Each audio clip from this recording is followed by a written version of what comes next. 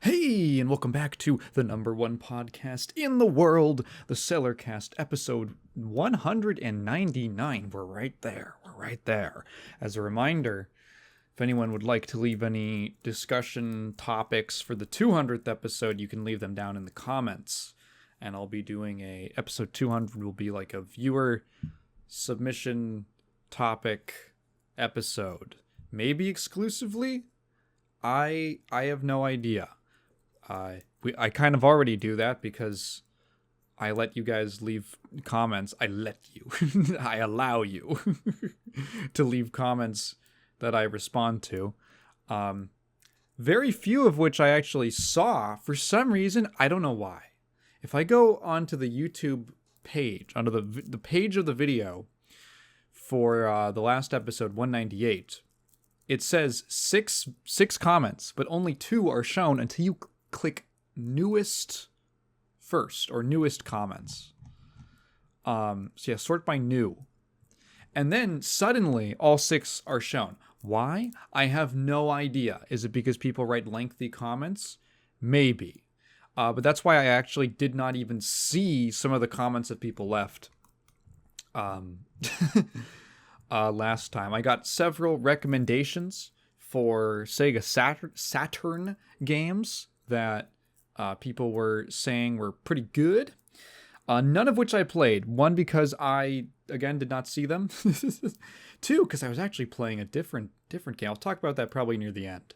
Because, that's how I don't know why I started structuring the podcast where I talk about news and then movies or shows I watched.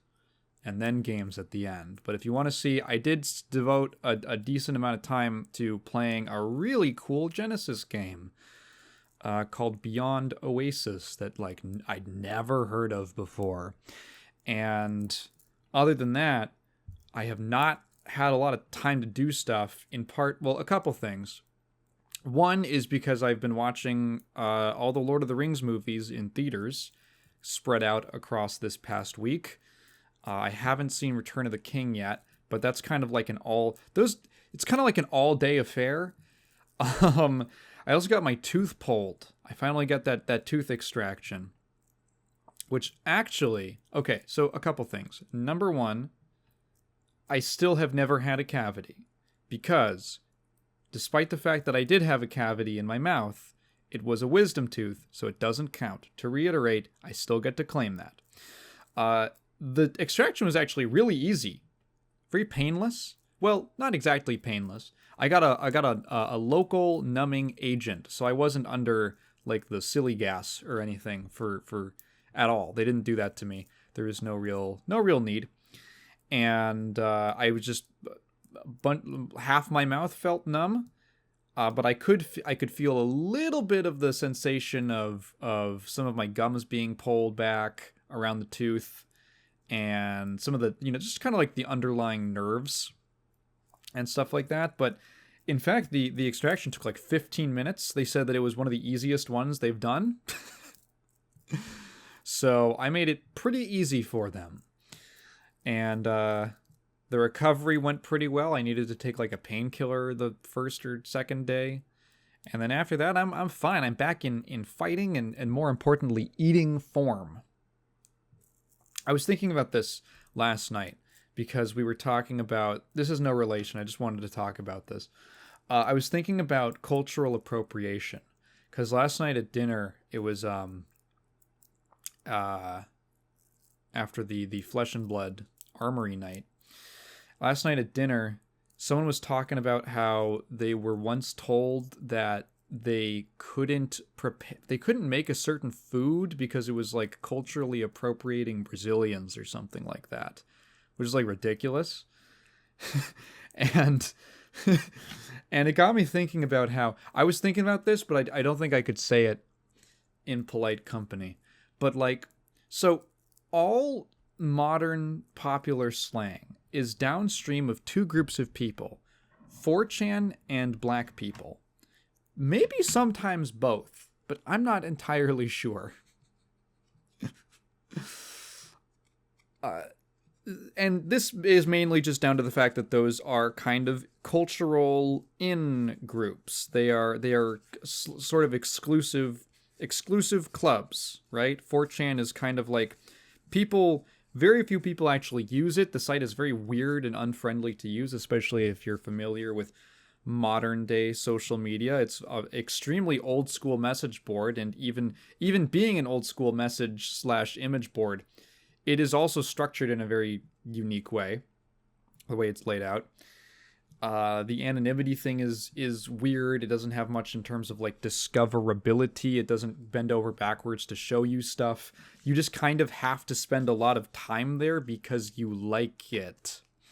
And so a lot of people just don't care to go on 4chan, and therefore it grows this kind of ingrown culture that is highly referential to itself. And they form all of this unique slang and jargon to refer to things that they talk about regularly. Then that kind of trickles outwards by the slight outer rings of 4chan's community that kind of also are active on other places, and they'll repost stuff. And these terms are often kind of silly and funny. And then in terms of, and so people pick up on them. And then in terms of, for black people, specifically like Americans, like African Americans or black Americans, are a group that has had to basically create an entire culture from scratch, which has, after slavery. So it's resulted in this like extremely vibrant, distinctive culture of different music and artwork and language. And a lot of those things intersect, and especially when it comes to language, that will end up in things like music. Like, you know, black people have created all the most popular genres of music worldwide for the last, like, 100 years.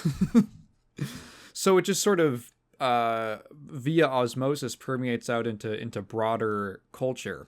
And every single time that one of those terms hits the mainstream, there's always someone who comes out and they say, you know, this is a term, is from, you know, this is a term black people were using.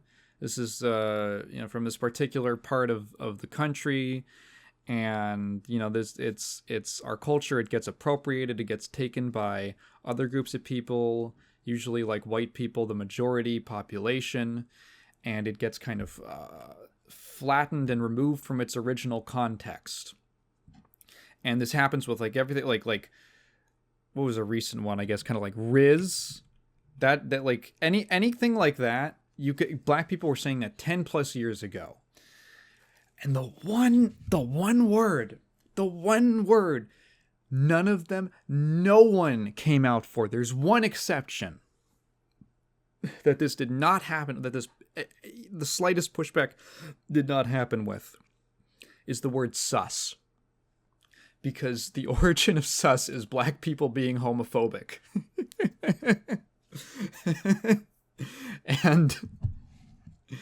And no woke black person is going to come out to defend the sanctity of sus.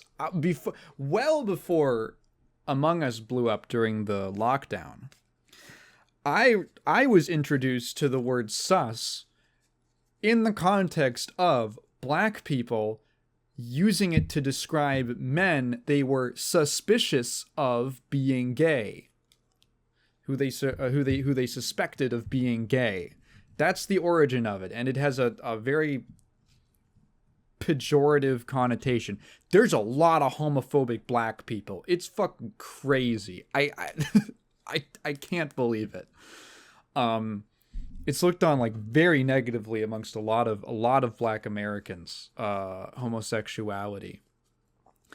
It probably has something to do with like religion or something. I don't know, some kind of there's a whole thing there. I'm not really qualified to talk about it, but I observe it and I'm like, oh my God, that shit's like poison to a culture. It really is. And no one will come out and say, hey, you need to respect the legacy of sus. You need to, that's the only word that they're like, you know, white people can have this one. You know what? Let that be the Among Us word. Let that be the let that one they can recontextualize. We will donate sus to the white community. It's just I think more cultures should do that. They should like take whatever parts that they don't like, just float them on up. Just float them on up to white people and we'll ruin it. we'll just chew through it and it'll come out like gray chewed up bubble gum that you spit onto the sidewalk. It will whatever unsightly antisocial part of your culture that you think could do with that. Just start introducing, find some kind of a way. Anyway, speaking of comments, let's get to some of the questions from last time. And you can, of course, also leave a question that you want me to get to next time. And I guess I'll talk about it in the whole viewer submission thing, whatever.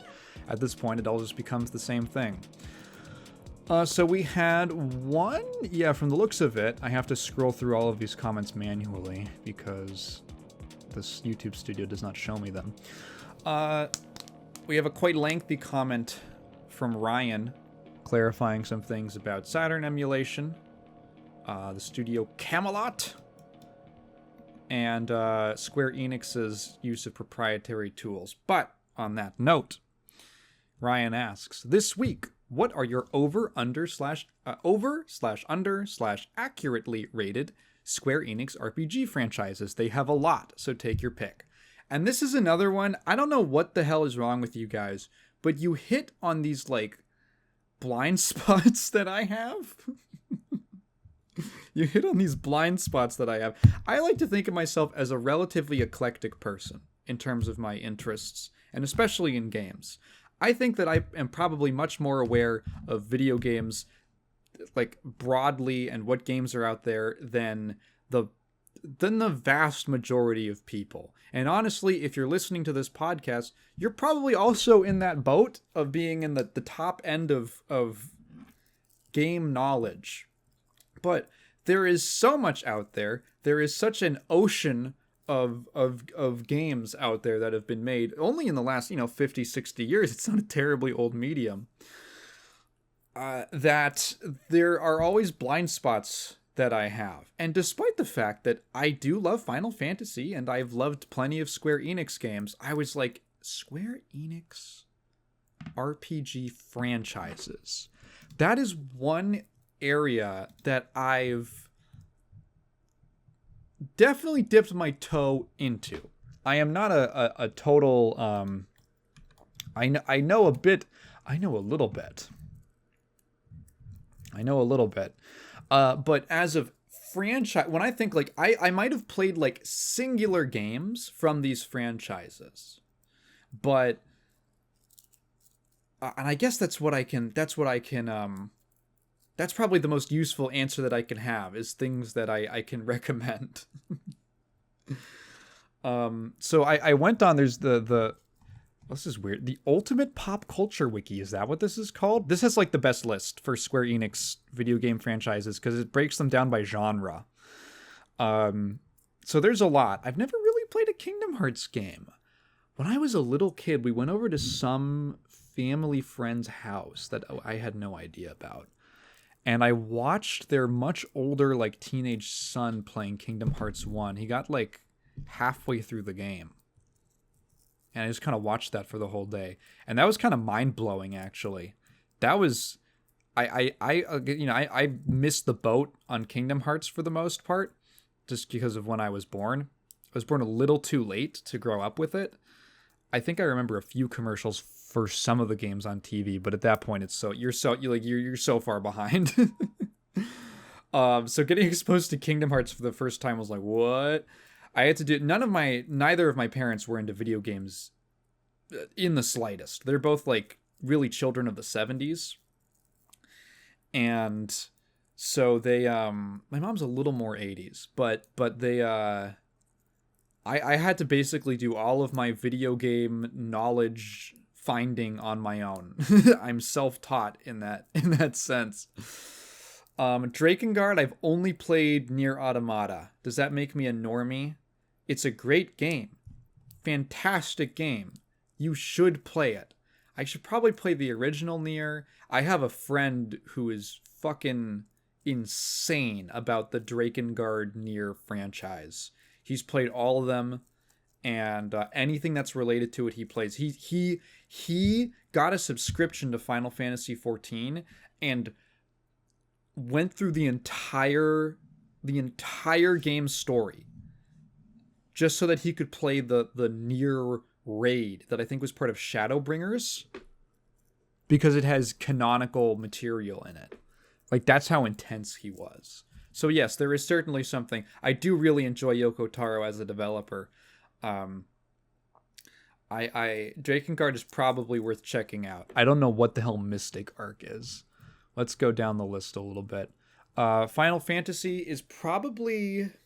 Would I say Final Fantasy is over or under? I think it is relatively accurately rated as a franchise. The thing about Final Fantasy is that I don't think most people talk about it as a franchise. They talk about the individual games because they are so different and distinct, and so many of them try out very different things. It can practically jump genres at certain points. Like, Final Fantasy V and VI, I think, are both tremendous games, but for very different reasons. And they're both ostensibly, fantasy stories, but completely different appeals. I would recommend those to very different people, which is kind of what's neat about it. So it's hard to say that Final Fantasy as a series is over or underrated. There's some that I like more. There's some that I like a little less.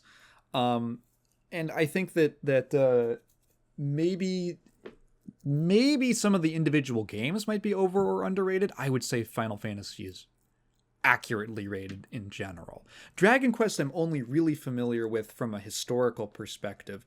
It's a very classic, archetypal JRPG from everything that I understand. And I haven't really dug into one. Of the games. I've played a little bit of them to get footage, but I've never really thrown myself into it. I'm sure it's also something that is... I mean, it's so long. There's so many Dragon Quest games that I'm sure they go up and down in terms of quality. Other stuff. Yeah, I've never played a Chrono game. Never played a Mana game. Star Ocean, Valkyrie Profile, Xenogears, Bravely, Musa. Deus Ex is not Square Enix. Okay, I get that they owned it and they published it, but they published a few of them.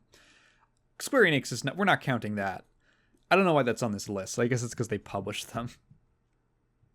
Parasite Eve is probably underrated. I think it's probably underrated. I watched my friend Prox play a little bit of Parasite Eve, and we both had a very strong reaction to it in the sense of, like, this is really cool. I am very interested in this. But we only did like one stream of it.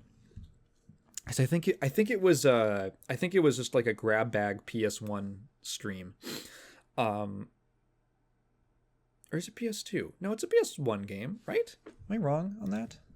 Parasite Eve. That's a PS1 game. Yes. Okay. That game probably deserves more recognition. I don't think it has a remaster or anything, but I think that might do well for it. Ooh, ActRaiser. I've only played the first game, but I really like ActRaiser. I've talked about it before. There's like a sequel, and it never really appealed to me because the whole like cool bit of ActRaiser is that it's two gameplay styles that I both think are really cool. One of them is you're playing like a god game where you have to manage and defend a village in a certain part of this kind of fantasy world. Defend it from monsters and set them up so that they can grow and expand the village.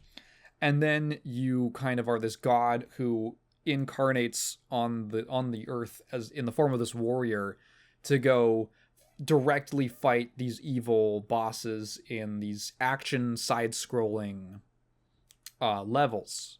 And that's kind of like the capstone to each area that you go through. Really fun. Really, really fun, in my opinion. It's two cool styles of gameplay that maybe are not like the most fleshed out on their own, but they combine into a really unique experience. I would describe it as like, I always described it as a game that someone really wanted to make. Like someone had an idea and they said, "Oh, this is so cool. This sounds super cool." And I feel this this really nice passion of someone's vision coming through. It's such a particular fantasy that they how to describe it? It's like this fantasy of like being this god who like does this stuff and then is also like an action warrior. And like, how do we embody that? And we do it through gameplay, through these two different systems, and that's really cool. I'm a fan of that. It also has a sequel. I think that's why it is technically considered it is considered a franchise. Right? Yeah, there's an ActRaiser 2. But I've heard that it's actually just a side-scrolling action game, which actually makes me far less interested in playing it. It probably also removes a lot of the RPG elements in that to that end. So I would recommend playing ActRaiser. It also has a remake called ActRaiser Renaissance, which is newer and probably easier to track down if you don't want to emulate it. But yeah, ActRaiser is super sick. I'm a big fan of it. Never played Lufia or Front Mission. That's kind of like all the ones that they've got. So I would really use this. I think that to Square Enix's credit, one of the reason you asked for overrated franchises, I don't have a particular bone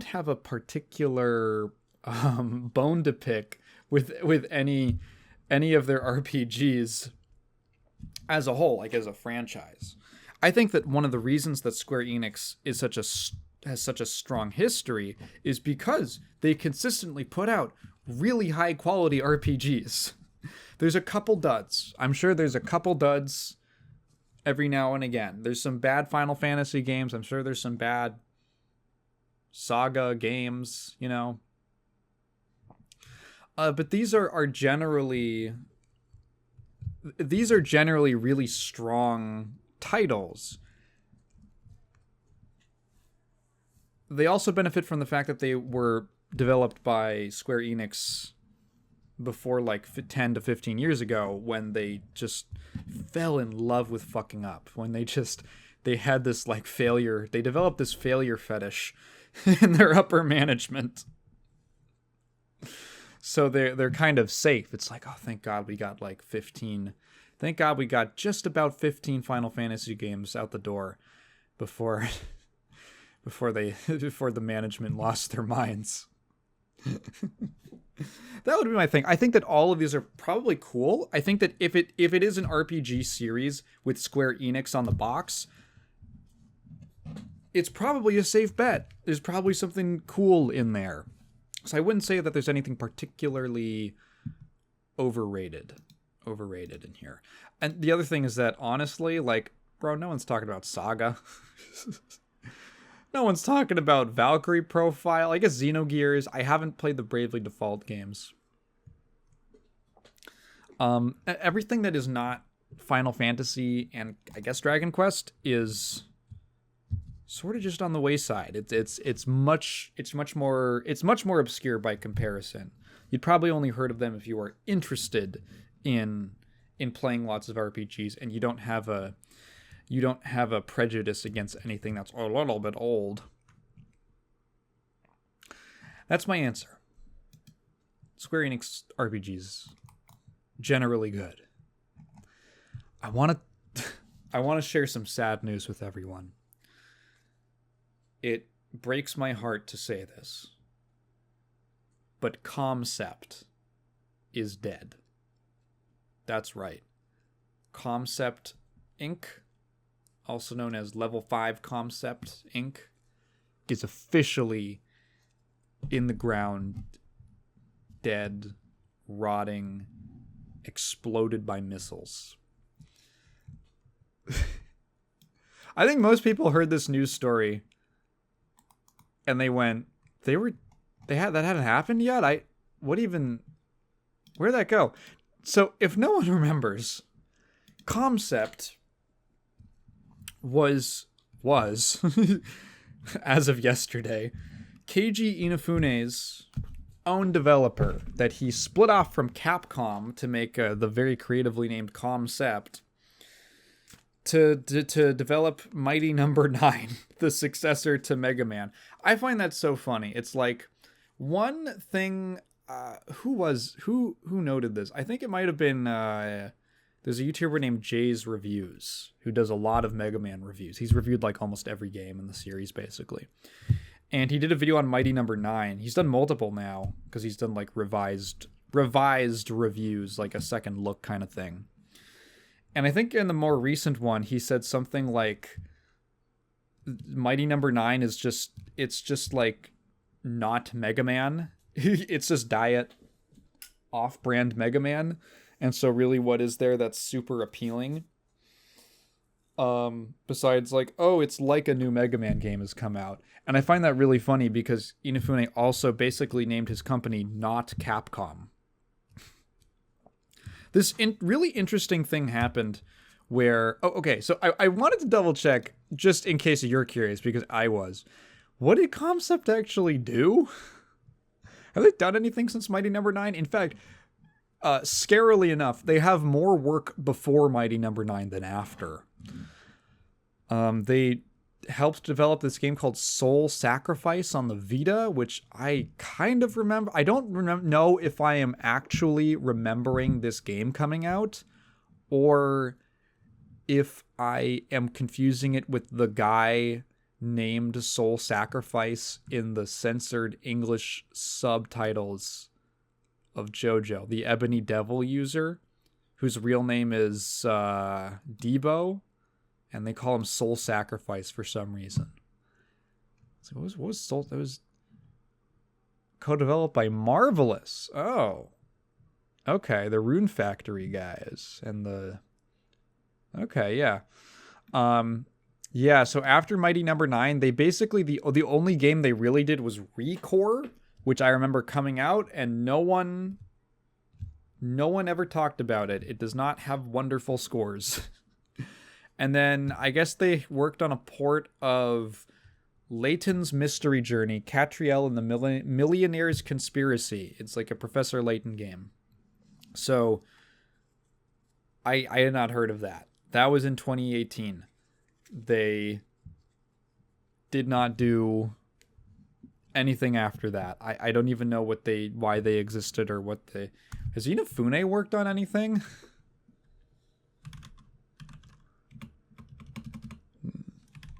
No, Inafune. Okay, has he worked on anything since date? By date. Yeah? Oh yeah, he's still oh, he's going by Keiji Shinafune. What? Okay. Is that a misspelling? He's still like a producer, supervisor. He worked on Azure Striker Gunvolt. Most recent thing is Fantasy Life I, the girl who steals time. He was a concept director. Is this what he was doing when those NFTs didn't work out? Those god-awful NFTs? Does anyone remember that? He was like, I'm going to make off-brand Mega Man X Mavericks, and they're going to be NFTs. And I don't think that ever... I guess it came out. Okay. So this really interesting thing, Mighty Number 9 actually came up in my mind the other day. Because I was watching this video from a YouTuber, and it was, I forget what it was called. It was like The Problem with Cozy Games or something like that. Some very YouTube-y title.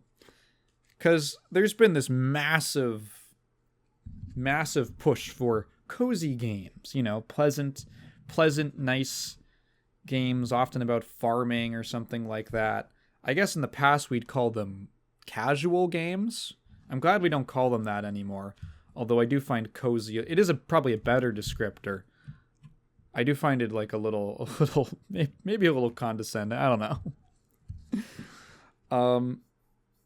And she's basically just talking about this entire thing that happened under my nose because I'm just not in that world. There's this really fascinating demographic shift that happened over the course of the pandemic lockdown, where there's all these people inside, people are losing their fucking minds, and then Animal Crossing New Horizons comes out. And that game probably saved a few people from suicide. I'm like not even joking. That game probably saved a couple lives and many more people's sanity. And so now there was this huge market of people who were like, oh my god, I want more games like this. Because, Animal Crossing, the content only stretches so far and all that. And a lot of these people were women, which I find kind of interesting. Just as from like a demographic point of view. So there's all these new players, and they're like, I want something that kind of hits me the same way Animal Crossing does, but maybe something that's got a little more content. Maybe it's a little deeper. This is how it starts, Well, I want something more engaged. And then, so there's things like Stardew Valley. Tons of people get into Stardew Valley. That game, which had already been around for quite a while and had a large fan base, got even bigger because of this new push for people looking for cozy games, but also people who are interested in other stuff. And out of that, or in response to that, several Kickstarters gained popularity within this newly forming cozy games community. And I hate to break it to you, but several of these Kickstarters are scams, either intentionally or unintentionally, because they are either they just took the money and ran, or the project was just not, they weren't able to pull it together and make an actual game. And so there's all of these Kickstarter scandals rocking the cozy games community. And I'm looking at this and I'm like, how are you falling for this? Like I thought we were kind of over Kickstarter scams in general. Like, it's not really something you hear about anymore. And then it hit me.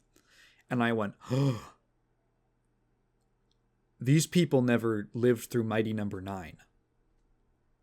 Oh my God. Wow. What a cultural, subcultural experience to have completely missed the boat on. I remember the early 2010s when crowdfunding and Kickstarter and Indiegogo were these it was the way of the future. And this is how games were going to be done now. Maybe not all of them, but it was like this perfect storm. You had all of these kind of things that were struggling to be born during the 7th generation had finally ripened. There was the expansion of broadband internet across much more of the country and the globe, which coincided with the further development and fleshing out of online storefronts like Steam, GOG, the console ones, and the proliferation of open source dev tools, free dev tools, things like not just RPG Maker, but also Unity. And suddenly we hit this moment where it's like, whoa, actually, like, anyone can really make a game. There was this period, like in the early days, the very, very early days of gaming in the 70s and 80s, where you could just as a single person sit in your room and make a game from start to finish. And then that kind of went away if you weren't a hobbyist, unless you were a hobbyist and just doing it for yourself, but you couldn't really expect to get very far with that. And then suddenly that was like back. They're like one man or very small teams are back. And Kickstarter was part of this moment where it was like this final piece that fell into place. Not only can we sell the game on our own terms on a digital storefront without the this was the thing. This was the missing piece of the puzzle. I can download free tools. I can make the game myself. I can use Blender or any number of other art programs or animation programs. I can use I can code it myself. I can put it up on a storefront. I don't need to cover manufacturing costs. I don't need to cover discs or marketing. There's social media marketing now. That's another new thing. People started using social media a lot more by the the early 2010s. Smartphones were more popular. And now I don't even need. Why do you need a publisher? What are the purposes of a publisher? One is it was traditionally marketing, things like marketing, distribution, certification, testing, stuff like that. A lot of the business stuff is why you need, and funding. Funding, that was the last thing that could not be replaced. The last thing that could not be replaced if you wanted to make something a little bit bigger. Right? A little bit bigger than maybe a one-man like Undertale project. And then Kickstarter comes in and it's like, oh, this is what we've been missing. Now, instead of relying on a publisher, we can totally take the big businesses out of the equation. I can have an idea for a game. I can maybe make a prototype or a demo or something like that. I can put it on Kickstarter. I can crowdfund it from people who believe in my vision. And then me and or my small team can work on this game using affordable tools. We can get it done, and then we can publish it on a digital platform like Steam, circumventing any need for physical manufacturing, for distributing to stores, for often certification testing. It's much less strict on like PC platforms generally. And we can do the whole thing, cradle to grave, and cut the big businesses out of the equation. This was also around the time the Ouya was this big thing, and it was like this whole, all the indie developers are gonna come together and they're gonna sing Kumbaya, and we're gonna make it. It's gonna be free art, baby. And then you know what? To be fair, a lot of that was actually true. A lot of that has actually panned out. I maintain to this day, it's probably the best time for video games right now. There's always bullshit going on. But there is, just in terms of the accessibility of game making tools, of discoverability. Well, discoverability is difficult because there's so many games. Why are there so many games? Because fucking everyone can make a game. It's almost a good problem to have. And Kickstarter was this like, it was the new wave. Obviously, everyone expected publishers to still exist. You're going to have to keep having the big budget games. Those are still going to be a thing. But this new avenue of crowdfunding is going to be it's going to be side by side, that the people are going to fund games. And Shovel Knight came out. Everyone fucking loved Shovel Knight. Pillars of Eternity came out, and that was like, oh, this team, that was Obsidian. Obsidian, traditionally, you know, they had to work with publishers, they had to work with, you know, Bethesda, the other people, Activision, not Activision, no, Obsidian never, I'm thinking of Troika. They had to work with it within the traditional publisher model for the longest time, and suddenly they take kind of a gamble on crowdfunding, and it pays off tremendously. It works out really well for them. And it's like, this is the way of the future, you know? Games that maybe were considered by many to be a little too niche. Over in, I believe it's in Blood, Sweat, and Pixels. I'm pointing to it right now. You can't see. I'm pointing for myself. There is an interview with, I don't remember, one of the people. There's a whole chapter about Path of Exile. Not Path of Exile, Pillars of Eternity, different PoE. There's too many PoEs. About Pillars of Eternity, and how basically that kind of isometric, really kind of nitty-gritty classic RPGs, they stopped being made, not necessarily because they weren't selling as well, but because publishers just kind of arbitrarily said, people don't want those anymore. Same thing that they did with horror games a few years later. Same thing until like Five Nights at Freddy's came out and made them all look stupid. People forget about that as well.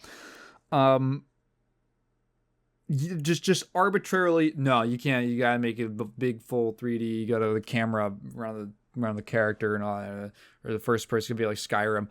And now it's like, oh my god, Pillars came out. It proved them wrong. It was a great game. It was like, no, these styles are still worth exploring. Fuck what the man says. And that was where people were. And then Inafune leaves. And this is when he's still relatively well liked. He's still seen by many people as the father of Mega Man. That's still his reputation. And he's like, I'm going to make a new studio. And we're going to make a follow-up to Mighty Number 9. Or sorry, to Mega Man. We're going to make like a spiritual successor to Mega Man, because the Mega Man series had all these cancellations. Capcom was treating the fan base very poorly. There was that whole like, Mega Man Legends 3 was canceled because the fans didn't care enough, which was such an asshole thing for a PR manager to say. And it was like, yeah, this is the next thing, is developers are going to use it. There was so much hype around it. There was so much hype around Mighty Number 9, and it was part of this whole kind of fight the power, Occupy Wall Street movement, that we're going to take the financial power back from the big businesses. And then it came out and it was bad. And it came out and it sucked. And people were like, oh, and I genuinely think Mighty Number 9 is historically important, not because it necessarily influenced any other games. Arguably, it might have caused Mega Man 11 to come out. But mainly that Mighty Number 9 was almost like a traumatic event for the gaming community at large. You have to remember that this was also a period of time where the community around video games and video game discussers was much more compact. It's grown even, now, like, it's about 10 years. It's been about 10 years. It has grown exponentially to the degree that it's really hard to get a bunch of the game of... It's hard to get that many people focused on a conversation now anymore. It has to be some kind of big budget thing. Like, I'm going to talk about Highguard in a bit. Highguard was the last announcement it was the big marquee climactic announcement of the Game Awards. Would anyone be talking about it if it was not that? Probably, well, maybe some people, but not nearly as much as it's being talked about now. Cyberpunk 2077. The most pre-ordered game of all time. Okay, yeah, that comes out and it's a big disaster. Everyone's going to talk about that. Nowadays, Mighty Number 9 would not cause nearly as great of a stir. Not nearly as great of a stir. I could guarantee you that. I don't think there's just enough people who care. But back in 2015, the general gaming discussion was compact enough, and there were not quite so many people that everything just got like swept up in whatever other news. People cared about Mega Man, and there were a lot of eyes on it.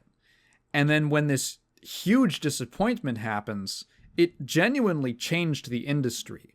There were suddenly the tone around Kickstarter and Kickstarter games specifically changed dramatically and instantaneously. There was now a lot more, to this day, a lot more apprehension. I mean, what was the last big Kickstarter game you heard of? There's probably a couple, like video games, I mean. There's probably a couple. But the the last one I can think of is the System Shock remake. And hey, what happened with that? Well, that game had a bunch of development issues. And what did people think? Oh my god, this is going to be like Mighty Number 9 again. This is going to be another Kickstarter scam. Thankfully, it wasn't. The game came out just fine. I thought it was a great remake. But that was the level of apprehension that people had. And a year or two later, what's his name? Iga. I don't remember his first name. Iga, the Castlevania guy. He leaves Konami and he says, I'm starting my own studio and we're going to make a game like Symphony of the Night again. And instead of that roaring applause and that bated breath that everyone held for Mighty Number 9 in excitement of that, when Iga says we're going to make Bloodstained, everyone's like, oh god, are we going to do this again? And then I heard the game was good. A lot of people liked it. It was not a disappointment to most people, to the general audience. So, but that was the reaction. Was No Man's Sky also kickstarted? Yes, right? No? Wait. Is it not?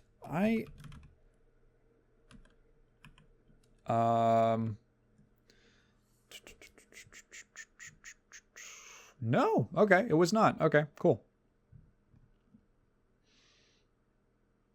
Yeah. So never mind. It was just because that would have been the other one, was No Man's Sky. That was probably a lot of people's first brushes with being really disappointed and like, okay, maybe like hold your breath a little bit on the game before the game comes out. And I really do think that the failure of Mighty Number 9, I think that if Mighty Number 9 had been good and well received, we would have been living in a somewhat different world. I can't say it would have changed the world, but I think that we would have continued to see developers, especially old school developers, using it as a platform to get away from the traditional publisher model. And yeah, some of them it would have happened at some point. There would have been a Mighty Number 9 type disaster at some point. It just so happened to be Mighty Number 9 that did it. And relatively early, relatively early, I have to say. And so now when I look at these cozy game peoples and they are in shock, that someone would take the money and run, or take the money and make kind of a piece of shit that was really disappointing, I think, oh man, I'm the meme from I'm James Franco at the noose, and I'm saying first time. Yeah, so there's a whole community of people who are now experiencing that for the first time as well. That's as much as I want to talk about Comcept. They're dead and gone and no one cared. Ubisoft news. This is actually kind of crazy. So this is another continuing exploit of the last days of Ubisoft. So as I spoke about before, Ubisoft has been kind of in this collapsing bubble. They were probably the least stable of the unsustainable AAA Western developers, publishers. With all the classic problems, can't control their budgets, overhiring, bad project decisions on what to invest in, and all that stuff. About 10 plus years, more at this point, 15 years of bad decision making catching up with them. The last time I talked about them was them carving out part of their organs to Tencent, to give to Tencent. And this time they seem to have gone for some kind of a desperate restructuring attempt. They're spinning it as making themselves into a gamer-centric company. They're basically reorganizing all their stuff to be focused around five of what they call creative houses, which are going to focus on different types of projects. There's going to be like the big AAA blockbuster Assassin's Creed, Far Cry, Rainbow Six, House. That's Vantage Studios, and there's a bunch that they haven't named yet, but they're gonna focus on stuff like, what are these? Co-op shooters. There's one for their live service games, like For Honor, The Crew, Brawlhalla, Skull and Bones, which is still alive. Skull and Bones faithful, rise up. There's one dedicated to, they call immersive fantasy worlds and narrative-driven universes. And included in this list, there's like Rayman, Prince of Persia, and Beyond Good and Evil, a series which will never get another game. So first of all, Beyond Good and Evil is not happening. It's never going to happen. Second, the Prince of Persia Sands of Time remake was canceled at the same time that they did this reshuffling. So I don't know what they think. They're like, we're going to develop these properties by canceling one of these properties. And then they have what they call their casual and family-friendly games like Just Dance and Idle Miner Tycoon. That I don't know what that is, and I don't want to know what that is. Now, as you might suspect, they spin it with just a fuck ton of corporate speak, and just like my eyes kind of glaze over. They did mention where was that stupid? Yeah, so they talk about the new operating model will further empower the execution of the group's strategy centered on open world adventures and gas native experiences, supported by targeted investments, deeper specials, investments behind player-facing generative AI. Oh, wonderful. That's actually really heartening.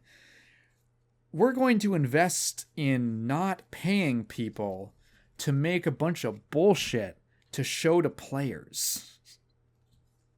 Wonderful.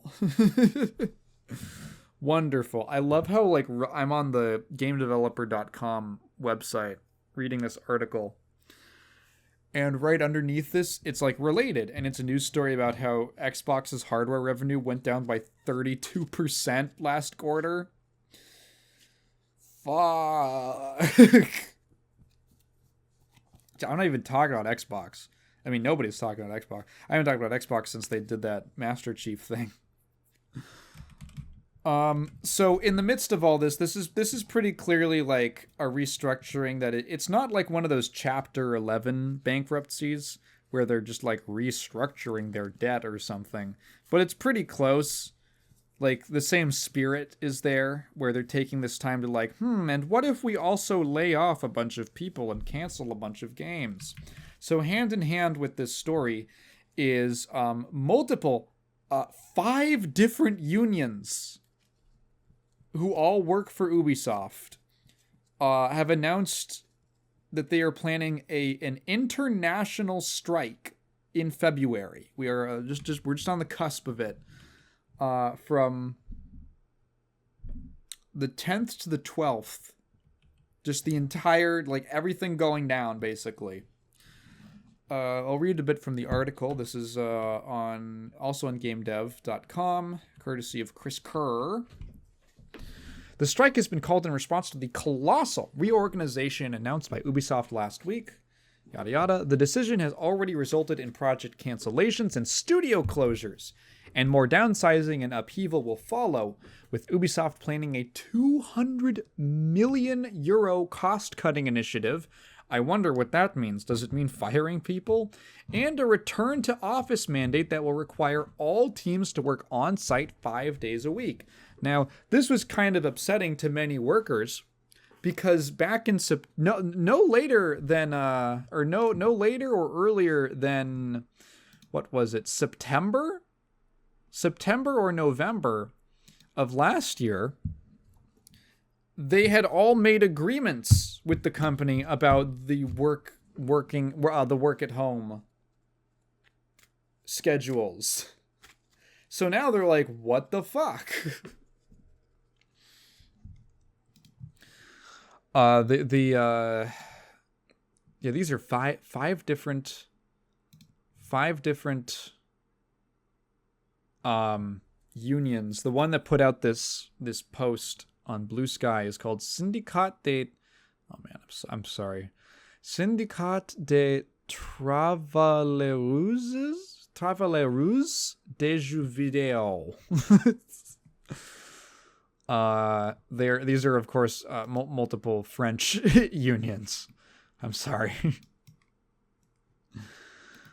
The unions claim Ubisoft management is now actively undermining the creativity of its workforce, the future of its studios, and the need for constructive dialogue. They have also accused leadership of treating employees like children who need to be supervised. This is, of course, referring to the return to office mandates.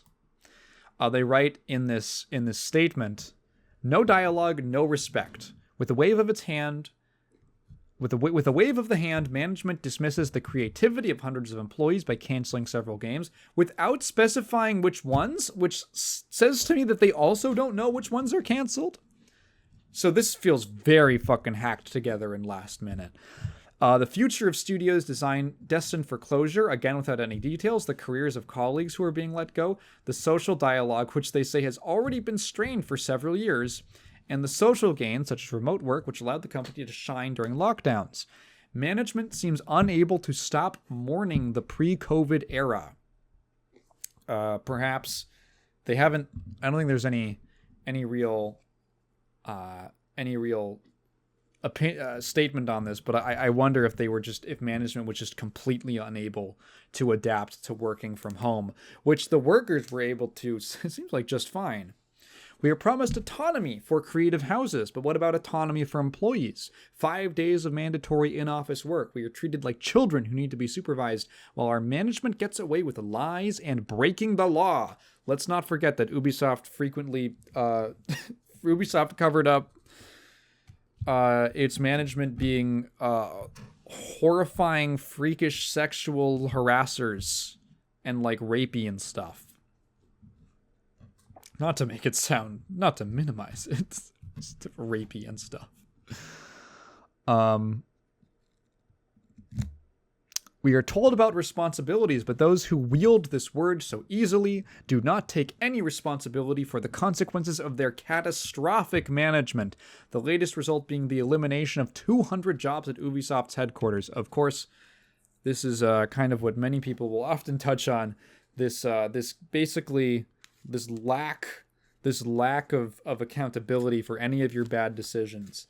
Privatize the gains and socialize the losses. Socialize the misery, so to speak. Everyone gets to share, but mostly you guys. This is kind of like once you have enough capital, you kind of don't actually have to take on risk anymore. Of course, there is an element of risk in business. You could, I guess, completely sink yourself, but like, do the banks have to fucking care about risk? Every time they fuck up, they get bailed out by the government. There's no risk there. If you're large enough that the economy is kind of dependent on you, like, I have a very bad feeling that when all of these tech companies fucking explode because of the AI bubble popping, that they're just gonna get bailed out by fake money from the government, and then no lessons will be learned, and we'll just be in a worse spot because we have a sham crook government who loves this shit and are probably invested in it as well. Let's see. The statement continues, "We are not fooled. Rather than taking financial responsibility for layoffs, they prefer to push us out by making our working conditions unbearable. It's outrageous." And this last line is so French. "It is because we love Ubisoft that this situation revolts us." Massive international strike for 3 days in February. And a big old rousing end to the speech. "We are history. We are Ubisoft." So this is all What a fucking mess. Like, the statements from them that claim that they don't even know what is being canceled, because they announced that there are like 5 games that got canceled, or 6 games, and we only knew that one of them was the Prince of Persia remake. We don't know the other ones that were dropped. Apparently they were new IPs. Is that true? I don't know. There was like a few new IPs and a mobile game is what I read. Apparently no one at the company seems to know either, at least no one in these unions. Which you'd think that 5 different unions, somebody would know what the hell was going on. Are people working on games that have already been canceled that they just don't know? The wording of the statement makes it sound as if this was so sudden that it's actually taken them by surprise. I mean, especially considering that the work at home agreements that they wrote back in, it's September, have been, in their words, trampled underfoot.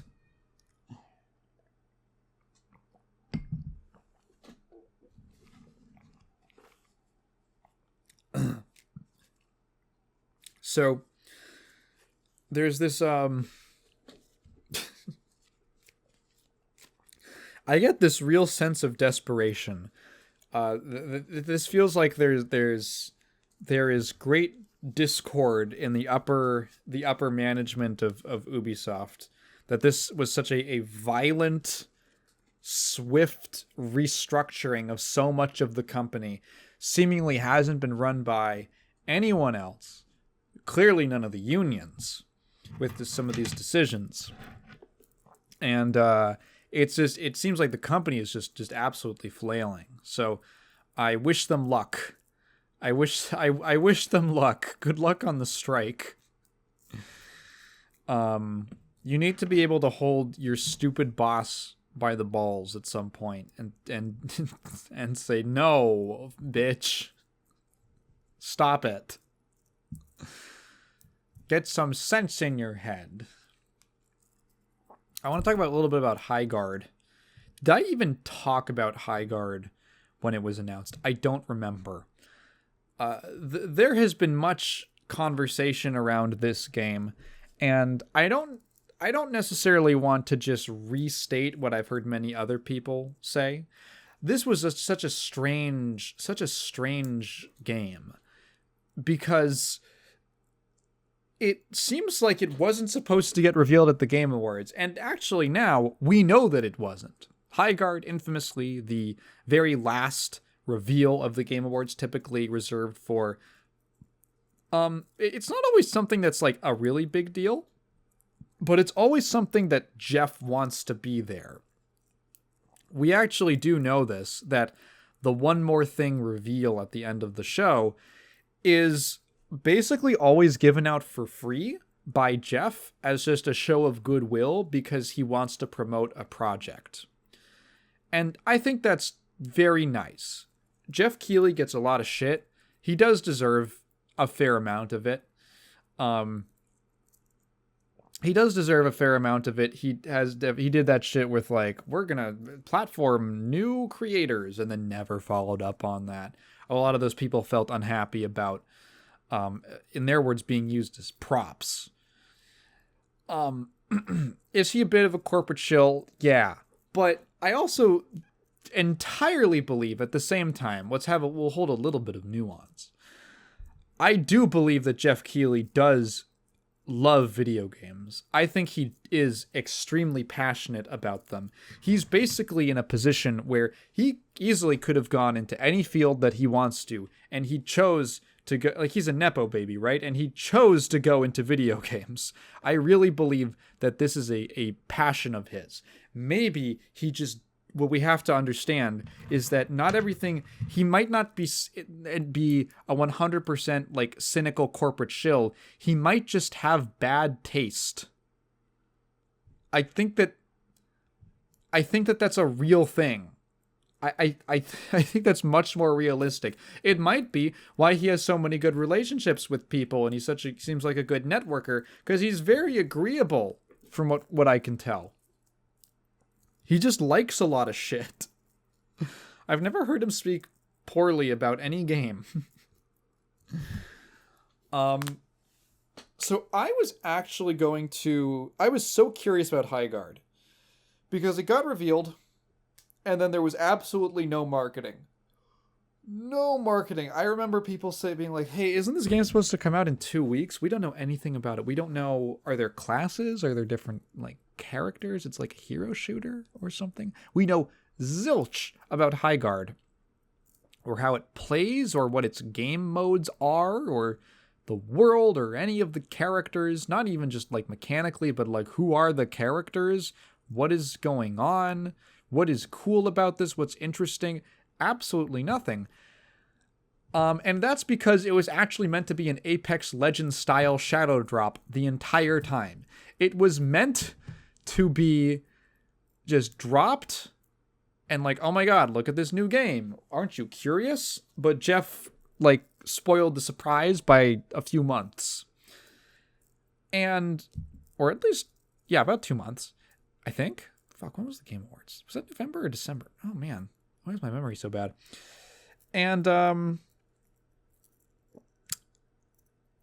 I feel like now, okay, let's get like a petty joke out of the way. I think that maybe Jeff was trying to save us. I think he was trying to warn us before the game came out. That's mean. Okay, now I'll get on to my real thoughts on it. I was so curious about Highguard that I was actually going to do a stream of it. I was gonna do a stream. I was like, okay, when does the game come out? When's the launch day? Let's do a launch day. I don't think I've ever done a launch day stream of anything.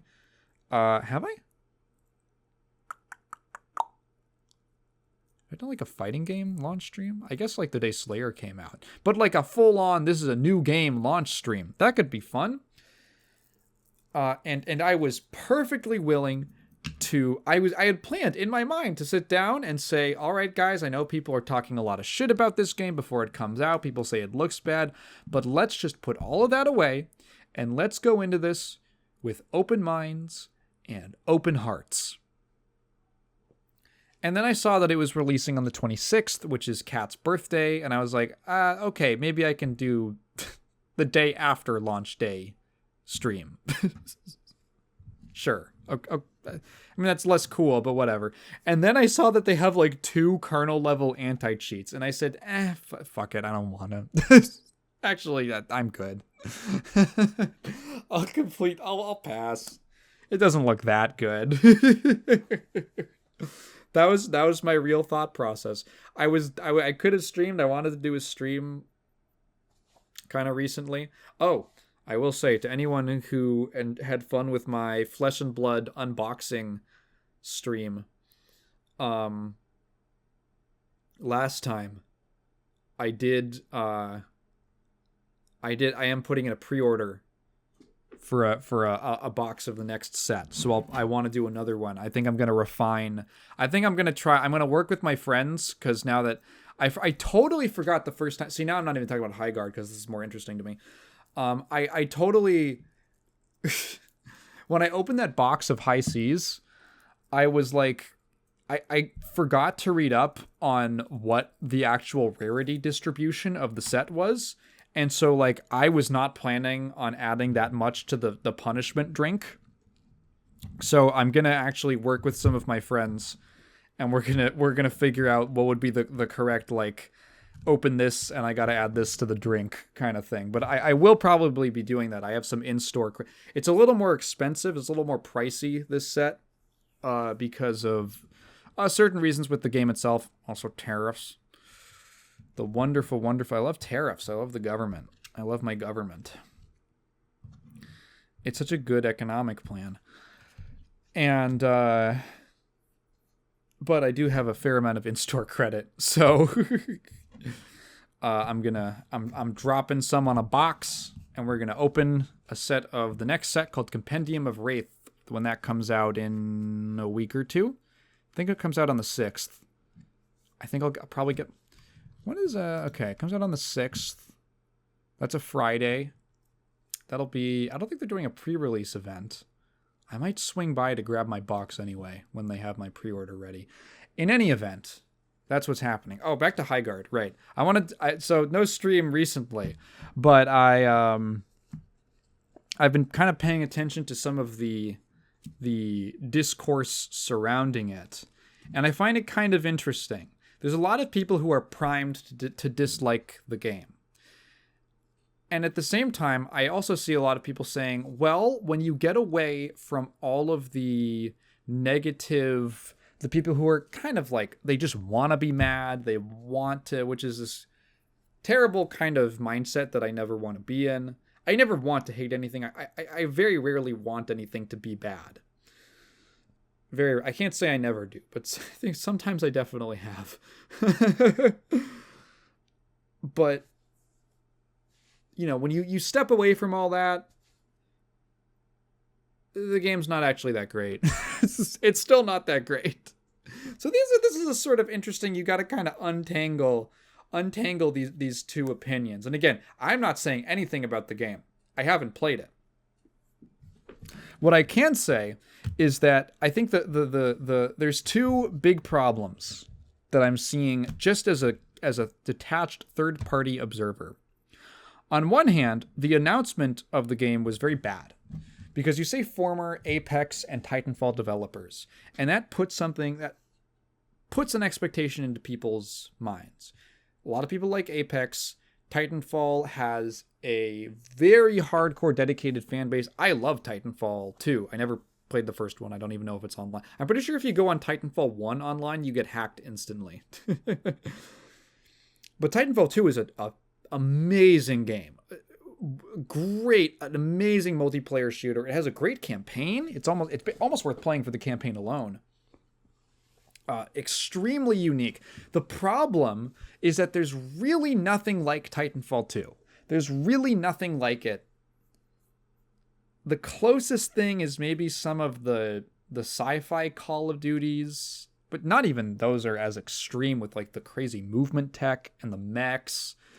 And Apex, I think, has a little bit of that movement as well. I never played Apex because I'm not really interested in battle royales, and I don't like squad-based. I don't like games that force me onto a team for the most part. In like a small squad-based team, I don't want to deal with that shit. But I think there's a solo mode. Yeah, I don't know, maybe I'll try it out. That means I never will. But hey, you say every Titanfall fan, including me, is like, oh my god, is this going to be like a true spiritual successor to Titanfall? And then the game just looks like, what? Like, whatever. And so immediately there's a backlash. There's a huge disappointment in that. And again, now looking at footage of the game and kind of hearing an explanation of it, I'm going to be honest, I don't understand what the game is or what it's about. It's like a PvP VE, and there's like, it's like a battle royale, but then it's like there's like other stuff going on, and there's like a capture the flag, and there's like base defense, and it's really just scattershot and all over the place. Like it has no, I don't get like a strong thing from it. I think one of the most powerful points of Titanfall 2 to make the comparison that they themselves were making, well, implicitly making by saying that they were the developers of those games. When you look at a game like Titanfall 2, just like the marketing materials, you see it's like, okay, art style, it's future tech sci-fi kind of military thing. Okay, whatever. There's plenty of games that look like that. But then you see the giant robot and you're like, oh, giant robot game. Huh, that's cool.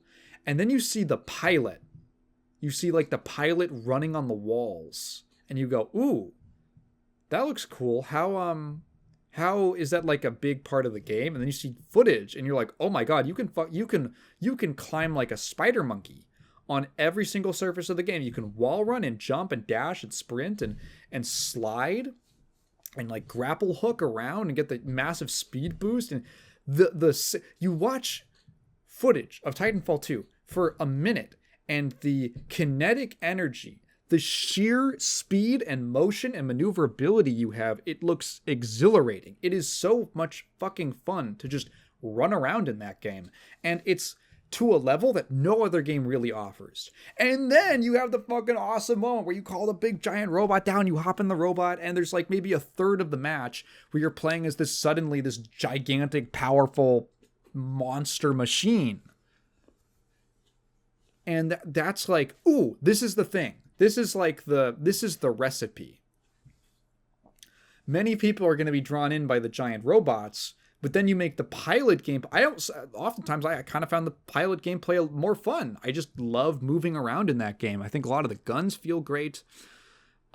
It's a highly appealing game, and there's nothing else that really hits that particular flow, where the way that the Titan system even works creates these natural storylines throughout the match. You start as the pilot, and then you build up until you've earned essentially your ultimate, and you call down your Titan, and then there's just Titans fighting across the map, and some people don't have theirs yet, but then, in the later game, maybe the people who are behind, they get theirs, and there's like this build up, and then this peak, and then it goes down, and it goes up again, and it gets crazy.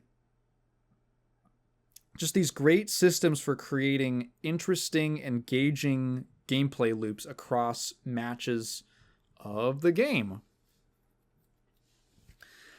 And super unique, nothing else like it. And Highguard has nothing like that. Like, I'm sorry to say, but I've already seen horses. I've seen horses, and you go one in Paladins.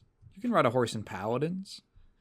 That's the only thing that sticks out to me about Highguard. I'm someone who has enjoyed these people's previous work.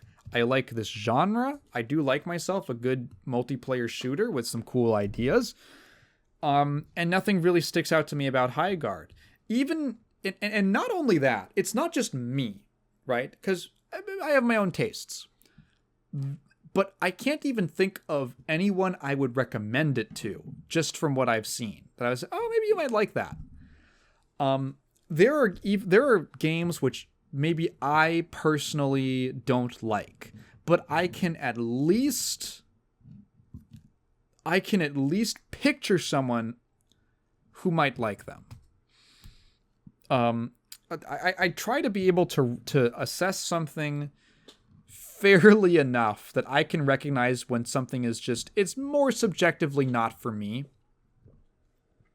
But someone else might it might be someone else's jam. Was there another game that another game or thing or something like that? I swear there was something where I said basically as much.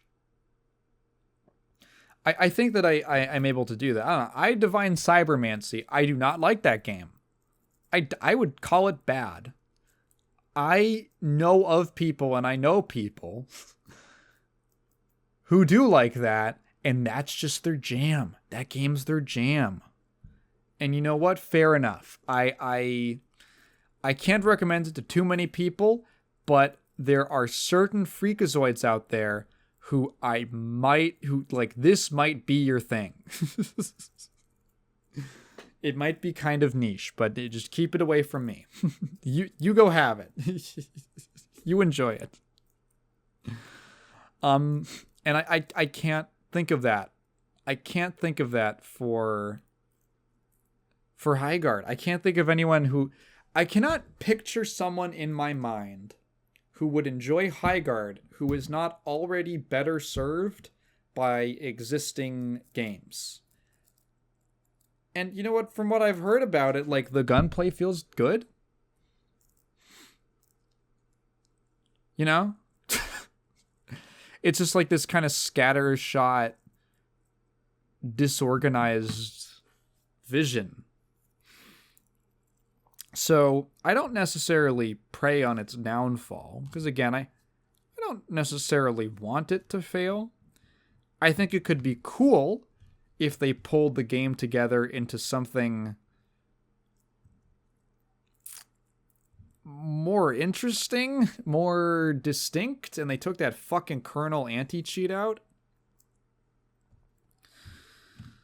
I hope that they work on it. I don't think that they deserve the amount of hate that they're getting or the type of hate that they're getting. At worst, I feel like Highguard should probably be getting a wave of mediocrity. That's kind of the impression that I get from it, which certainly can be harmful in its own sense, but obviously freaks on the internet get way too into this shit. So that's Highguard. Okay, I'm gonna talk about some stuff that I watched now. Oh boy, this will be a trip. Okay, so we're gonna start. Kat and I finished Golden Wind, JoJo's Bizarre Adventure Part 5, Golden Wind. What a concise title. So I was holding off on talking about it as we were going through it, just because I didn't really want to chunk it out too much. I didn't want to do it too piecemeal, like I think I might have done with Part 4. Whoa, my throat's dry. And just kind of, I want to talk about it more as like a single package and get all my thoughts in one, which is a little easier because Golden Wind is not the most complicated part of JoJo.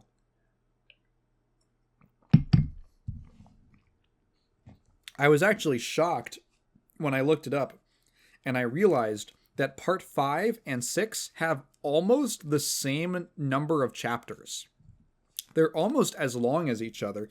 Part 6 has like 5 more chapters, which I find crazy because back when I read the manga, Part 5 took me about 3 days to read and Part 6 took me 4 days to read. So in my mind, it's always been like maybe 20% longer.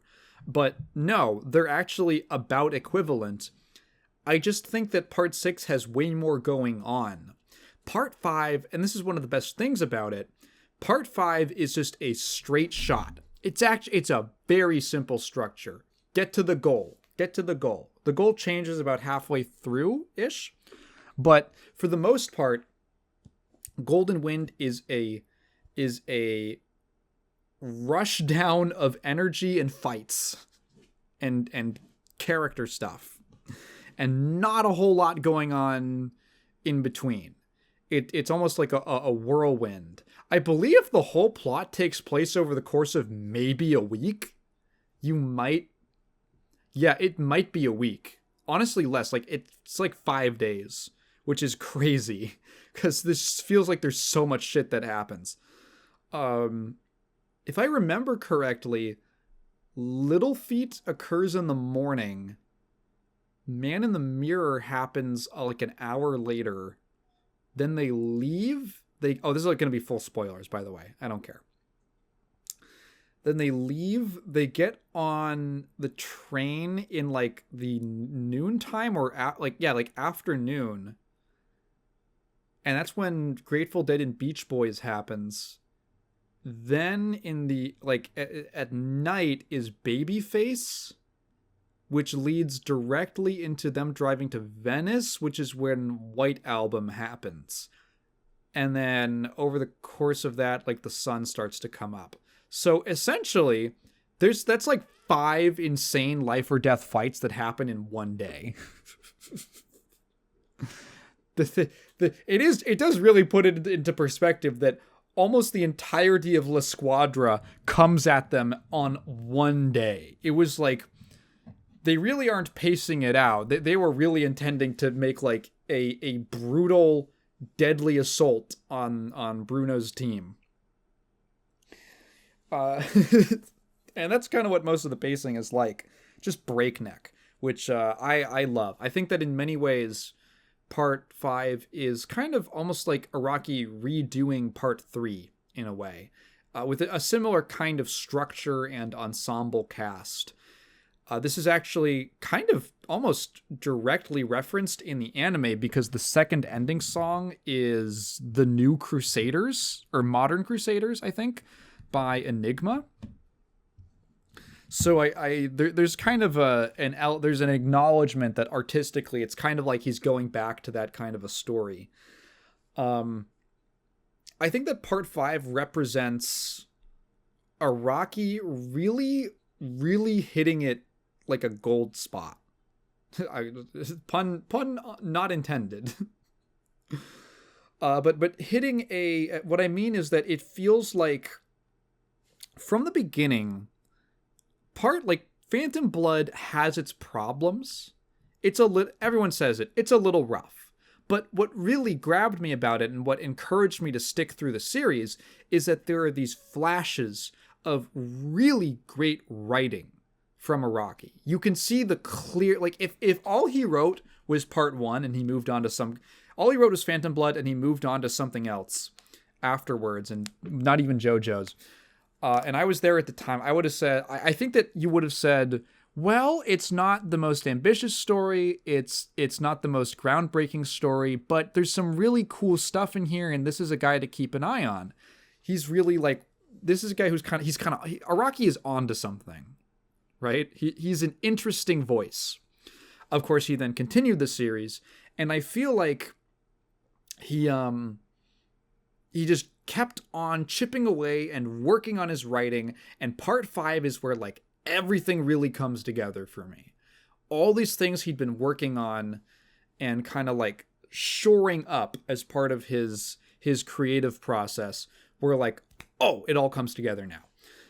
Part 1 has these great... the strongest thing is easily the rivalry between Jonathan and Dio. They are this amazing, extremely archetypal, but extremely compelling hero and villain, good versus evil dynamic. But there's also, there's so much wacky stuff in there. I love this. You know what? It's kind of an underrated scene. It gets overshadowed by the meme that everyone is fucking sick and tired of for years.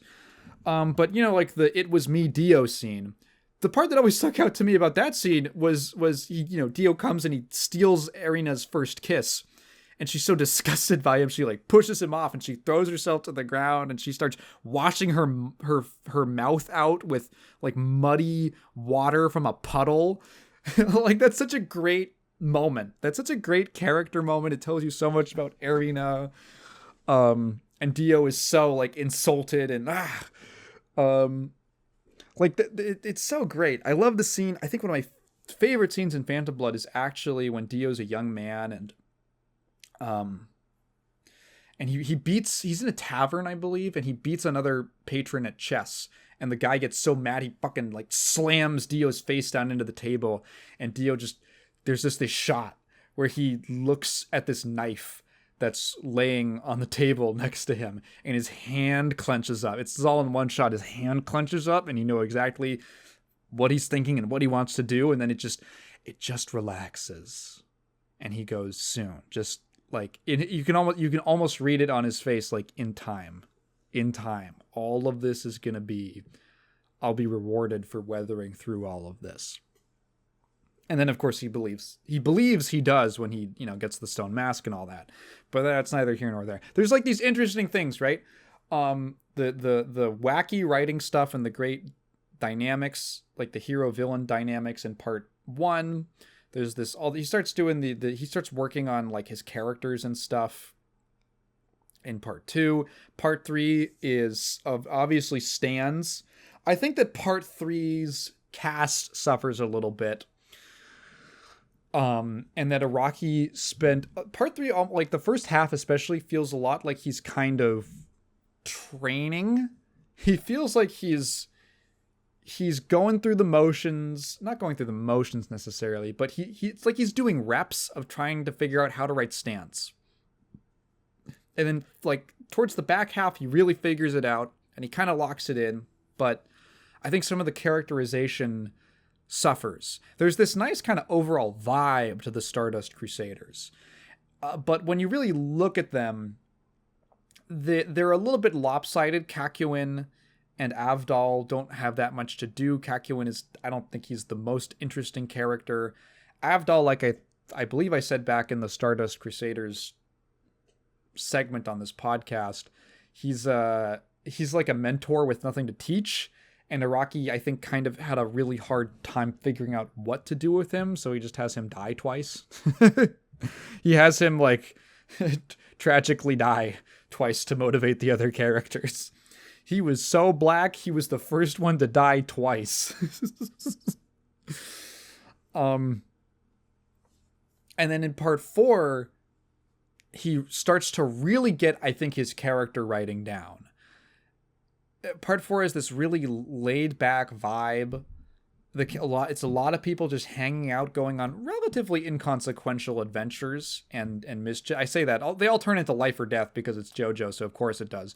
But it's not like the scope is very small. And even when the main villain comes into the picture, Kira, the scope is still quite small. There's a guy who kills someone like 2 people a year in this small town. It's not the world-ending threat or world-threatening threat like Dio was in part 3.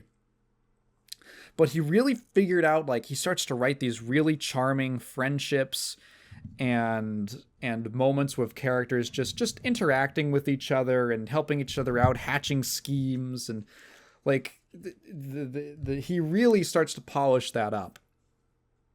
And part 5, I think, is this great conglomeration of all of these skills he'd been building.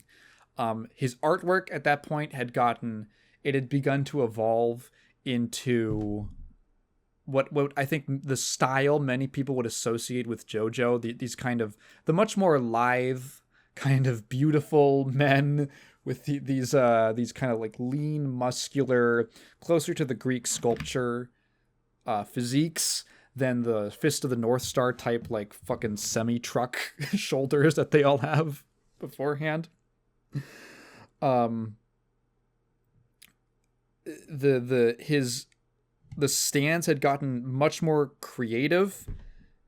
The stand fights are phenomenal. Part 5 has some of the best fights in the series. The group dynamics are great. I absolutely love the main cast of part 5. From the first moment that you see them interacting in the cafe before Giorno comes to meet them, you get such a good idea of how each of these people, how they are individually, but also how they function as a group.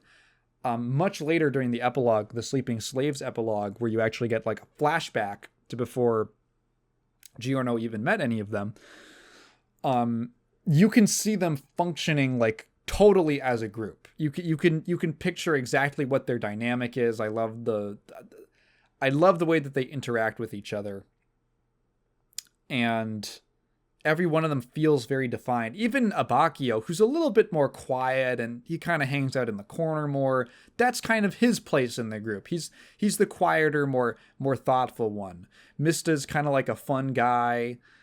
He's a little bit on the older end of the group. And he's got, of course, the horrible fear of the number 4. Narancia and Fugo have this almost mentor-student relationship, even though Narancia is technically older than Fugo. Fugo's much smarter than him. And then Bruno is kind of this leader who keeps all of these rascals in check. Abacchio also has kind of a paternal, almost a paternal energy to him. And then Giorno comes into the picture and basically changes the course of their lives. I really like Giorno's... I really like Giorno.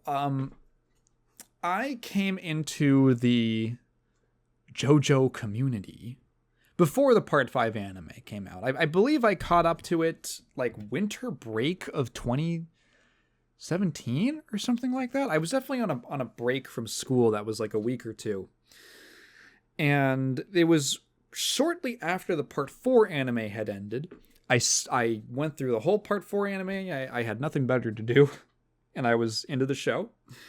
And then I jumped to the manga, and I remember Giorno was the first... Like, I'd been enjoying the series a lot up to that point. Obviously enough to go read the manga. I was super interested in it. I also had a friend who was really into it, who basically actually got me into the series. And I was very curious about Part 5. I thought the art looked cool, and he's got like a stand that can give life to stuff and make animals out of inanimate objects. It's cool. It's a neat idea. And Part 5 was when I became a JoJo super fan. I can pinpoint literally the exact chapter. It's during the White Album fight. The end of the White Album fight was like I was locked in. I was like, okay, this is going to be a big deal in my life forever. I'm never letting go of this. Very, very strong impact on me, like in my formative teenage years. And I think that before that, I had never really super connected to a JoJo besides Joseph. Joseph, I mean, everyone loves Joseph, except for Kat. Apparently. Kat doesn't like Joseph. I find this really weird because Kat loves Looney Tunes stuff, and Joseph is the most Looney Tunes character in the series. And she's like, man, I don't care for him. Her mind is an enigma. But I love Joseph. I thought Jotaro was fine, you know? I like Jotaro more so as a secondary character. But as the series goes on, I do like Jotaro a lot. Like, in the totality of his character. Like, what you see of him, especially in, like, from part 3 to part 6, what you see of his character, I think he's actually really interesting, and I like him a lot. But as a protagonist, I never quite vibed with him. And then I ended up liking Josuke a lot more on rewatch. I liked him a lot more, but I didn't quite connect to him on the first time. But Giorno, and I think a lot of people might find this surprising because many people find Giorno boring. But Giorno was like, just clicked with me so hard. I thought he was so cool. I loved his vibe. I loved his look. I absolutely adore the serene, calculated, but still kind of passionate vibe that he gives off. I love his ambition. He's just such a strong, compelling character to me. And I really love how balanced he is. Specifically because, so Araki kind of does this alternation in his protagonists. He does hot and cold. Jonathan's a cold protagonist. He's a very traditional stoic hero. Although not entirely stoic, but he's like a traditional noble hero.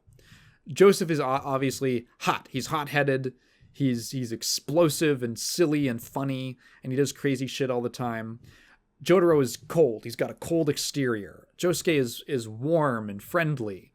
Giorno is cold, but he has this kind of like nobility inside of him. The fact that he is the son of both Jonathan and Dio. He has this, the premise of his character is basically, what if Dio was good? Which ties into like a huge part of Golden Wind's themes. What if Dio was good? And there is a clear parallel between the two of them. Dio was born into a shitty situation. His mother left them. His father was a drunk, like an abusive drunk. No one respected him. He was like a gutter rat. Again, that scene when he's like in the tavern, he almost stabs that guy. And then suddenly, by a stroke of fate, his life is changed and he gets welcomed into the Joestar household. But he holds on to that evil. He's resentful and bitter towards the world. He just wants to kill shit. And in part 1 especially, he's very sadistic.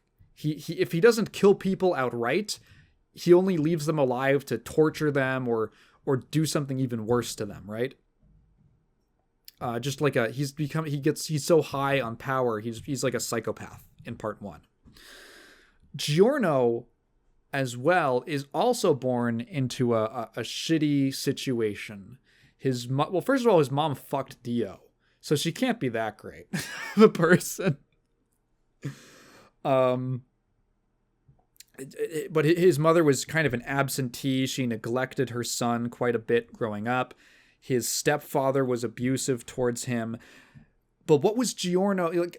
Giorno is on track to kind of being like Dio and feeling a sense of resentment towards the world. But what changes? Well, where Dio had this kind of opportunity fall out of the sky, and someone suddenly is now taking care of him, Giorno, I think this is important.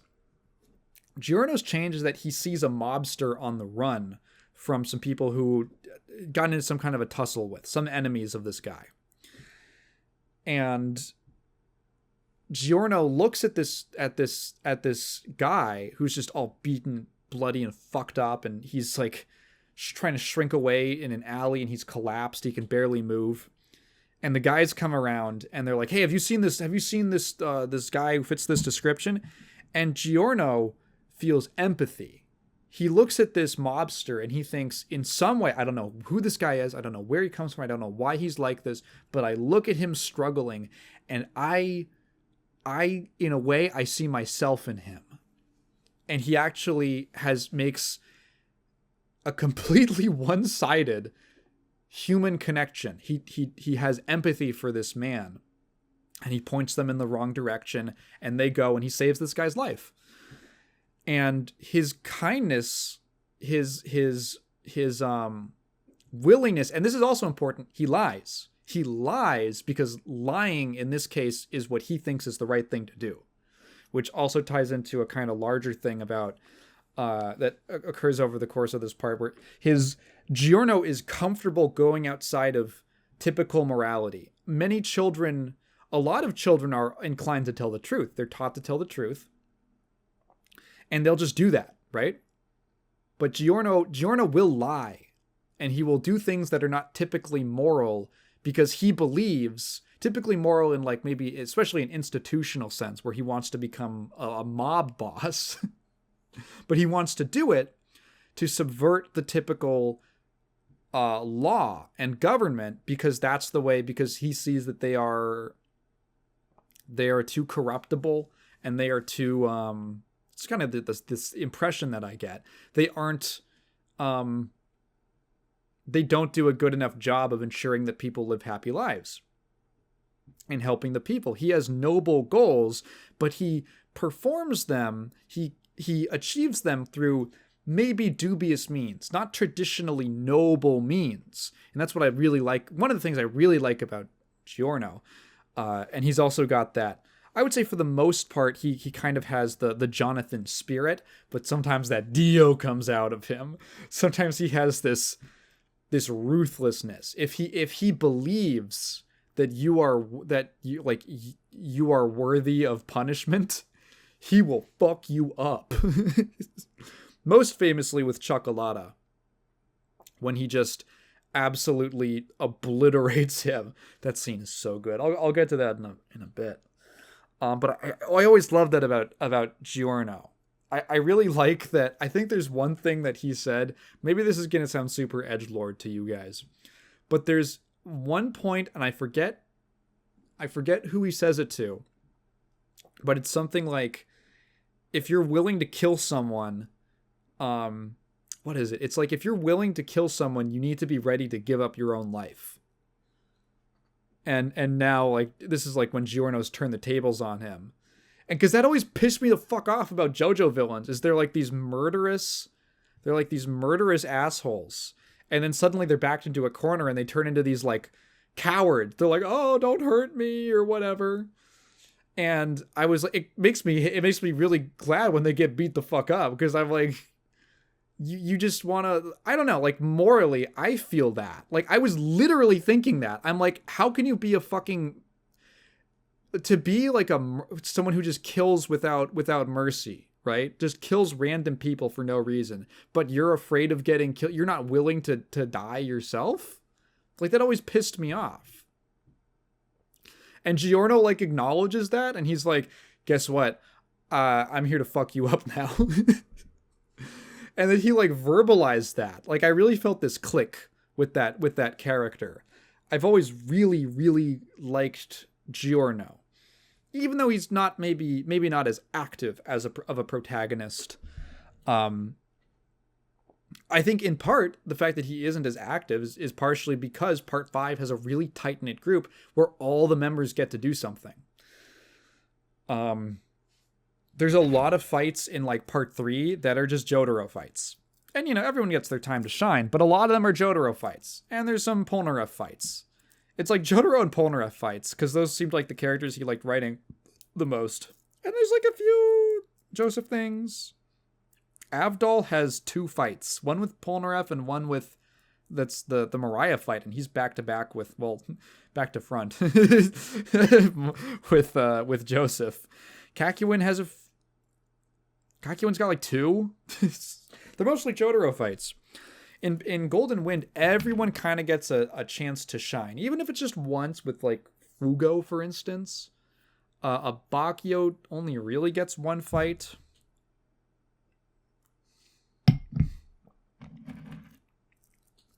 But like, there's some good ones. Like, I forgot how much I actually really like Little Feet, Narancia's first fight.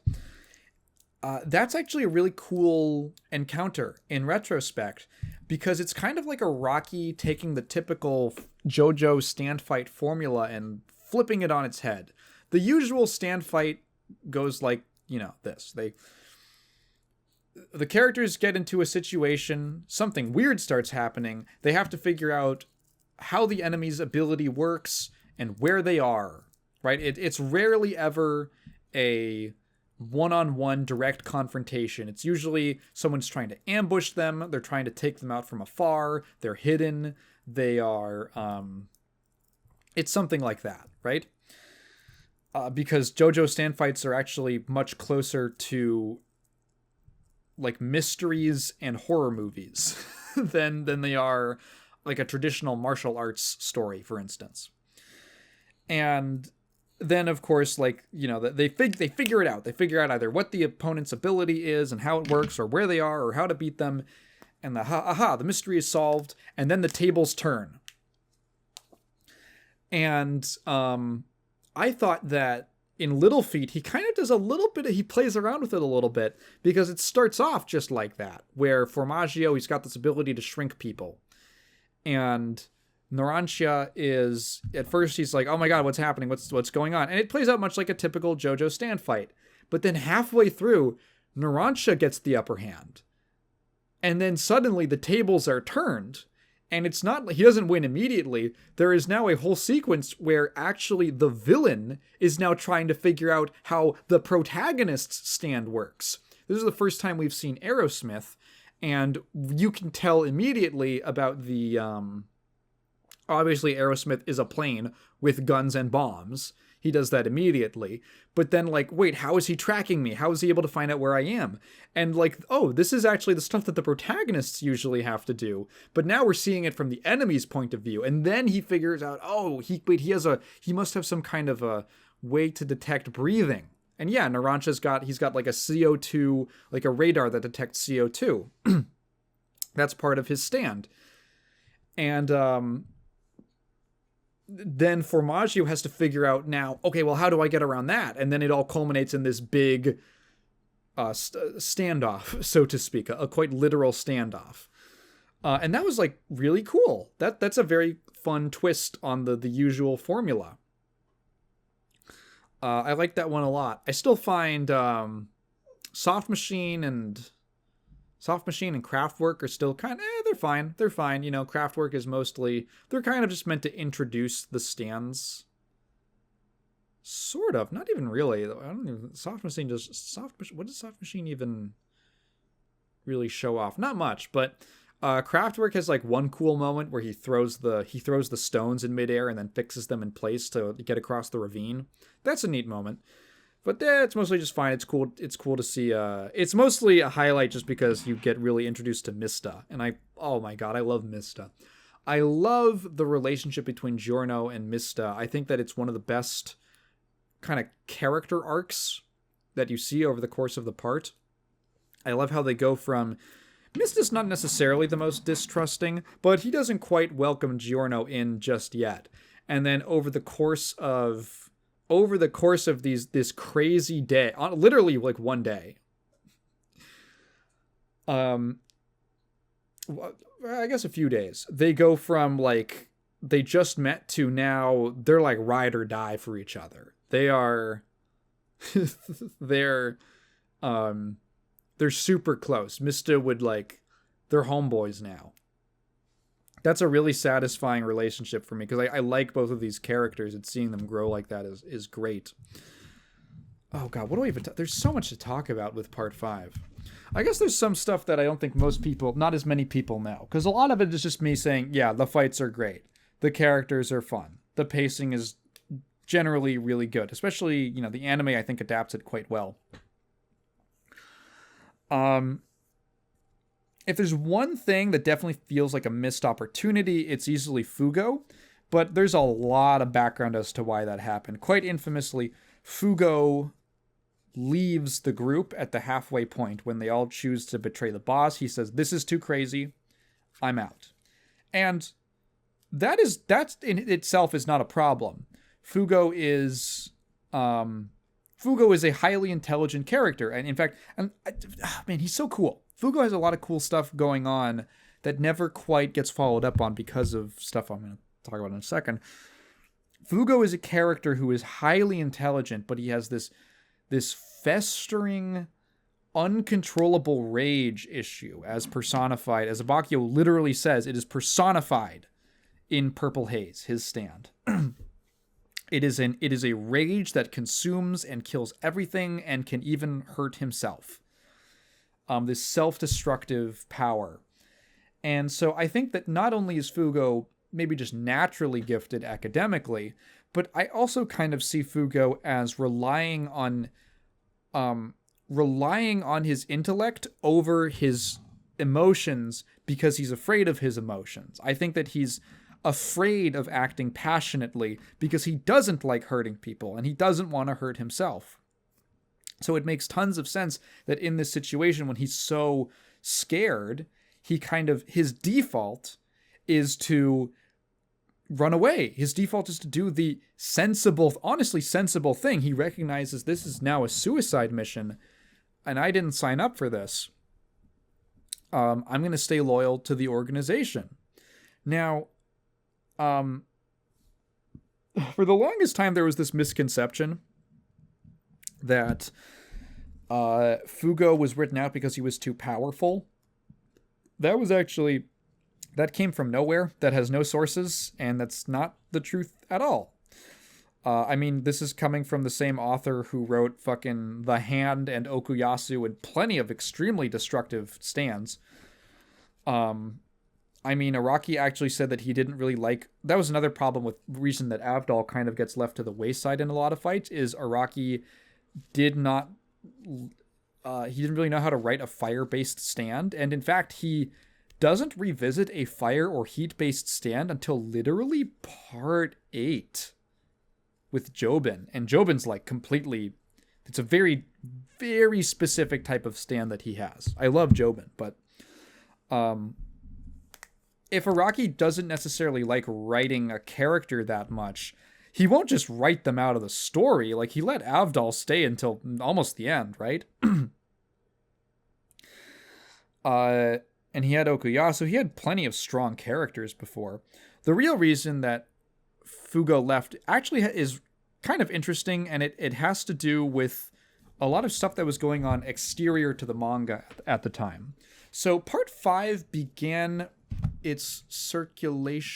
publishing in, hang on, let me see, Golden Wind, first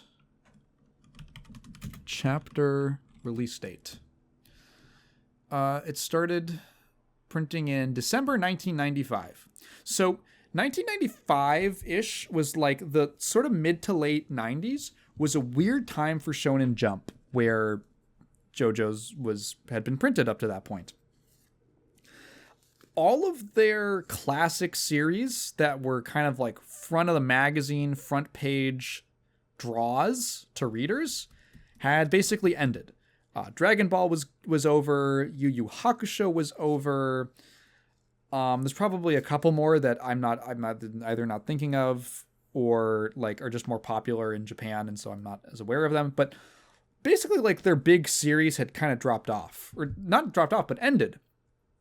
And this is before, Yu-Gi-Oh!, One Piece, Naruto, Bleach, a lot of their other, let's say, 2000s, the big series of the 2000s, right? Those had not debuted yet. So they were in this weird in-between spot where they didn't really have anything. Now, part 4 existed. I believe I went over this last time. The JoJo's was always planned as a trilogy, and he didn't have plans for anything beyond that. Then his editor basically asked him to continue the series because it was so popular, and he was like, fine. And part 4 was kind of like I call it as like a vacation mode. The first chunk of part 4, which I think actually helps it quite a bit. He's very like relaxed and just having fun, and I think he does a lot of the story feels fun. And then like a third of the way through, he comes up with the idea for Kira, and then you can tell he's super into that, right? It feels like he didn't want to stop writing part 4. There's just so many fights near the end. So after part 4, he was actually, for this time, for real, like done. He was like, okay, I'm good. I told the story of Joseph's son. It was this was like a little epilogue fun story, and it did really well, but I'm ready to move on to something else. And then his editor says, hey, so we're in a weird spot. Shonen Jump doesn't have any big series out right now.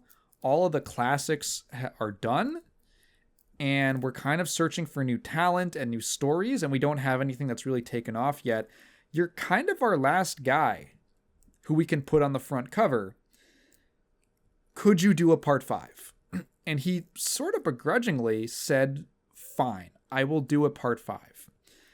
And I think that this had a really unforeseen spiral on his mental state. There's an interview where he talks at length about this. He basically says that Araki is someone who you can tell absolutely loves making manga. He loves writing, he loves drawing, and it's very passion driven for him. He is just the kind of guy who can get up and draw for 6 hours a day and just go crazy. And he can do that. I believe the first like several hundred chapters of JoJo were written without a single break in between. I think he wrote the first 3 parts with no breaks. It was just week to week to week to week. Because he's just crazy like that. And he's never had any health problems, at least not that we know of. He's in his 60s. He's still doing manga. Is he almost in his 70s? I don't even know. He's still doing manga. He looks crazy good for his age. He's just like this infinitely youthful, passion-driven man. Now suddenly, put him in a situation where he actually doesn't really want to be writing what he's writing. And he falls into a really deep depression. He talks about this in an interview, and he basically says that he was grappling with these issues of, why am I even doing this? He basically just got way too into his own head. Why do I make manga? Is it for fame? Is it for money? Is it for my ego? And he went into this really dark, dark place. And I think it really shows in the writing, because he's questioning all of these things about himself and his own motives, and the story really it involves all of these people who operate outside of the usual law.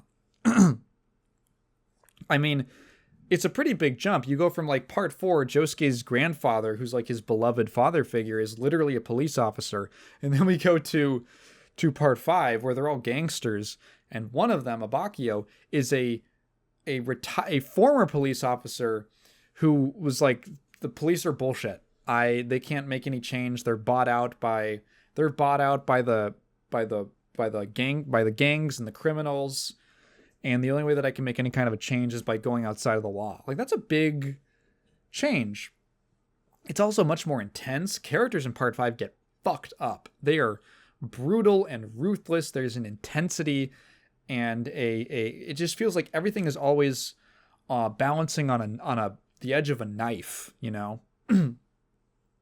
The fucking like Grateful Dead and Beach Boy. What an amazing fight. What an intense, insane, like, I feel like Kat thought it went on too long. She always thinks it goes on too long.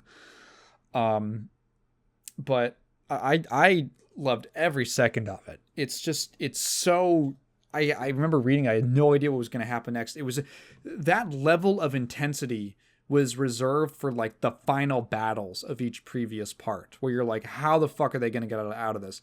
that was almost every fight. I was like, what the fuck are they going to do to get out of this?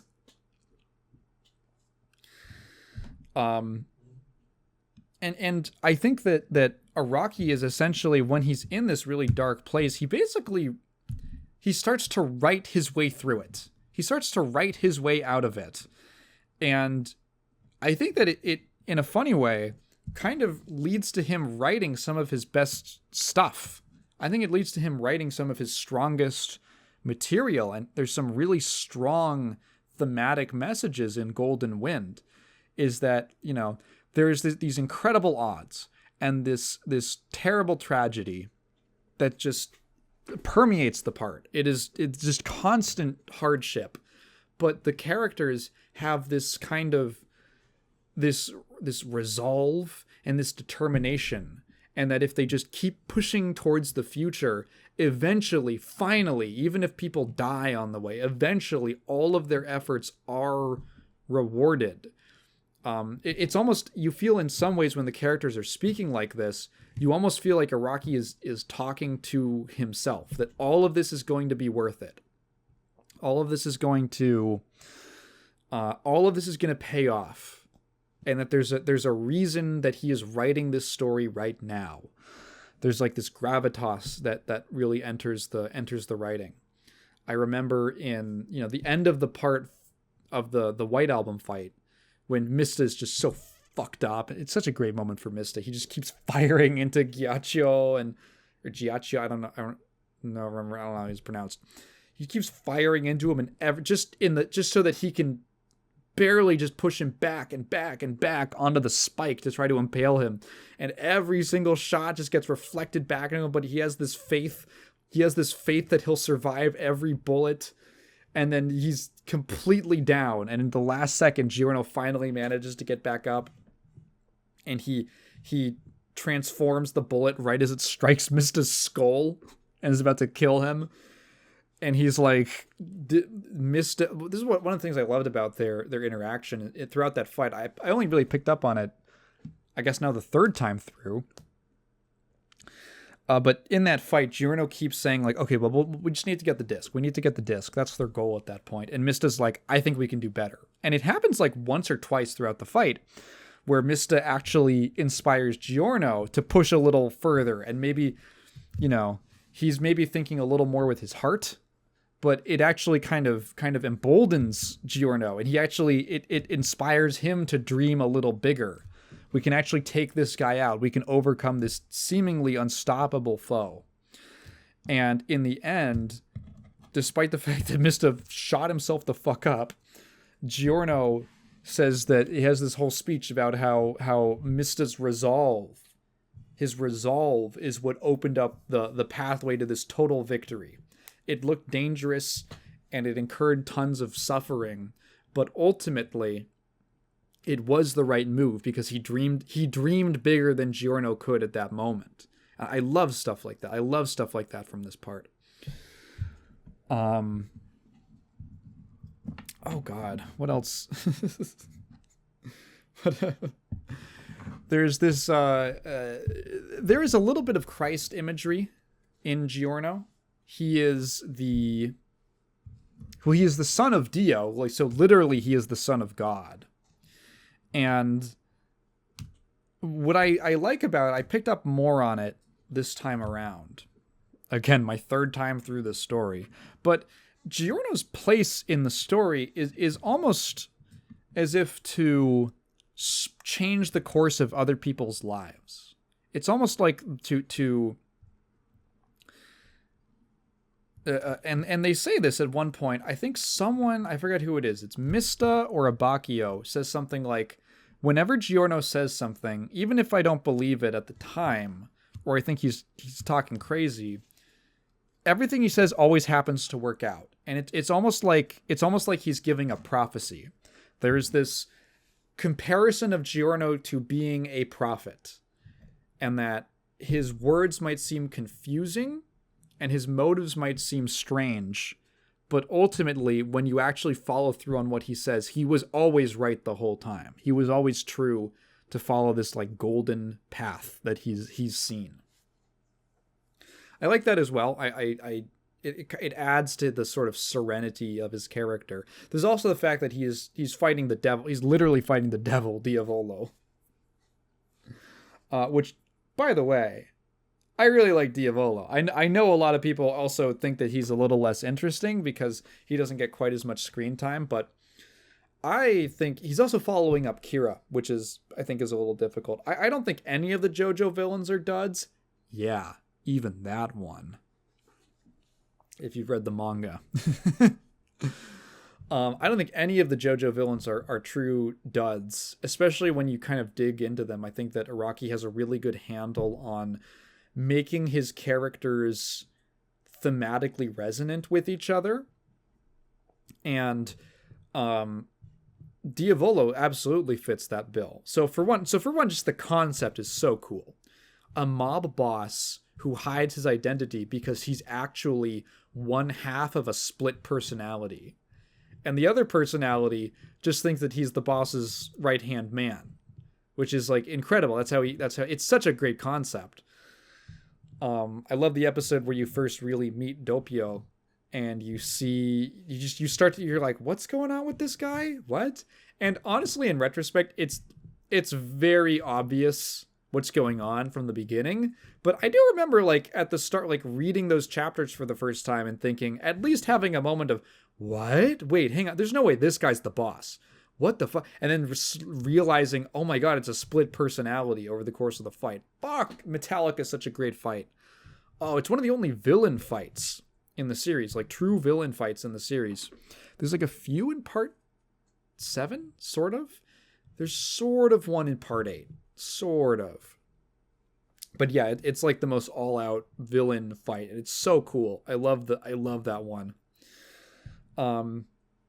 Such a great concept for a character. I love the kind of Rosemary's Baby angle on Diavolo, where he just, like, it's this mysterious, again, it is like he's there is a sort of miraculous conception quality to both him and Giorno. It's a little less miraculous with Giorno because you know that, well, okay, Dio had many lovers and people that he fucked, but it is interesting, right, that he had a child with a woman, or he at least got her pregnant, and then let her live. And that's just I think of that as just the mystique of Dio. That's just, sometimes his motives are unseen, unknowable. For whatever reason, he let her go. Why? Who knows? And, but of course Giorno grows up with his actual mother and his stepfather, like Jesus, basically. I guess Joseph's the dad who stepped up. Diavolo is kind of similar. He is a miraculous, inexplicable pregnancy. He's the result of one. But he has this, and he's raised by a priest who takes him in. But he's got this darkness hidden inside of him. He's like the mirror opposite of Giorno. He grows up with a very nice situation, but he has this just what's the word?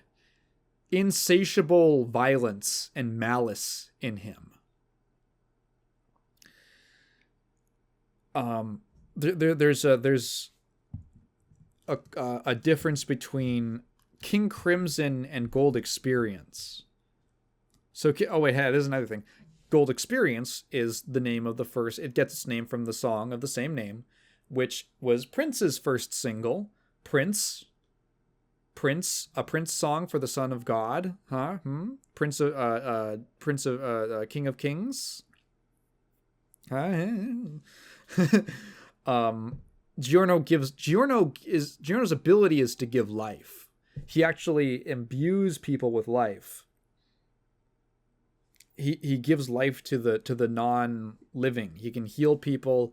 He can, and I always liked it. It never really comes up after the first time it happens, but the whole damage reflection thing, it very much feels like Araki is using this as some people are like, why didn't that come up again? And it's like, well, Araki never really includes it. You can assume that he still can do that. It's just more that, like, yeah, I don't know, Rocky just didn't feel like writing more of that ability. Writing with more of that ability. So, but I see that as a reflection of Giorno despising those who prey on the weak. I mean, I think he says as much. He says he doesn't like people who pick on things that are smaller than them. That's really, that's like abominable behavior to him. And so if you strike one of the creatures he makes, like Luca does at the beginning, you get that reflected back onto you, like karma almost. Diavolo, meanwhile, has King Crimson, which is this essentially the ability to escape consequences. A lot of people are like, oh, well, it's just like a less powerful version of the world. Instead of stopping time, you're skipping time, which he also can't interact with a lot of things while he's in the skipped time. That's another. I'll get to that in a second. Well, he's in the skip time, but really, I think that's there for thematic reasons. Really, what you can think of Diavolo's ability as consequence aversion. I will sometimes describe it in simple terms as a lag switch. That's probably the best way to describe it, of how King Crimson works. But it's basically he just like, ooh, activate my ability. I can see exactly what's going to happen in the next 10 seconds. Everything kind of goes in slow-mo, and I can go wherever I want and completely avoid any consequences. I am basically removed from the flow of fate. And he uses this to essentially subvert all misfortune. But because fate in JoJo has kind of this... There's almost like a physics property to it, where evil will always be balanced out by good. And because Diavolo is allowed to amass so much evil, Giorno, or specifically Gold Experience Requiem, kind of is created to be like the backlash against that. It's to be like the slingshot the other way. And therefore, like, a lot of people don't really understand how Gold Experience Requiem works. And it's like, well, for one, it's just like a super powered up gold version of Gold Experience. But it has this additional ability, which is essentially it calls it reverting anything to zero. I think that it's easier to explain it as a reverse King Crimson. Instead of skipping forward in time, you skip backwards in time. And he can, like, apply this effect to somebody, you know? So that, like, instead of never suffering the consequences of something, like Diavolo can activate King Crimson as a bullet is flying towards him. He activates King Crimson, the bullet sails harmlessly through him because he basically doesn't exist in the world at that moment, and then kind of comes back. He ignores the consequences of existing wherever he was.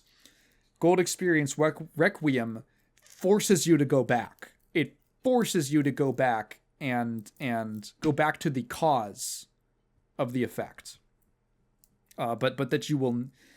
in such a way, he has it, he only uses it one time at the very end, and it is there to essentially cause Diavolo to die infinitely, to be locked in a perpetual cycle of dying where he can never truly complete his death. He can never go through the actual process of dying and just be done with it and move on with his soul or whatever. He will always be taken back to the beginning of the process, which many people think is a very harsh punishment. And I find that really interesting because I've thought about it and I honestly don't really think it is that. Maybe infinitely. Infinitely is a little much. But Diavolo's a bad dude. Diavolo's a bad dude. I think people are fine. This, I think, shows the distinction between how people feel about different kinds of bad acts. Like, Kira is someone that we see kill multiple innocent people. He kills main characters. He fucks people up. He's a clear, disgusting, horrible serial killer, psychopath, right? He literally, like, cannot control his urge to kill. And so he gets roughed up. He gets beat up by the people of Morio. And then ultimately, Araki kind of gets to eat his cake and have it too, as the Unabomber would say. Where you get Kira gets beat the fuck up, and he gets the kind of subversive death. I love Kira's death. The fact that it's just like an accident, which is great because Kira he always presented himself as this unremarkable, boring, normal person, and he doesn't die actually as a result of his wounds or anything from this ridiculous fight that they've just had. No, he just dies from an ambulance driver fucking up and backing up onto his head while he's on the ground. But then, of course, you get the really satisfying, cathartic death where his soul then gets destroyed in the ghost alley by the hands and all that. And it's like, so you get to feel good. There's the two-way of like, oh, that's a cool subversive death that is a little unexpected. Also, it's kind of set up that even if they caught Kira, they'd have no way to prove that he was actually the murderer because he did it with a fucking stand. I'm like, so it's actually quite convenient for them that he dies that way.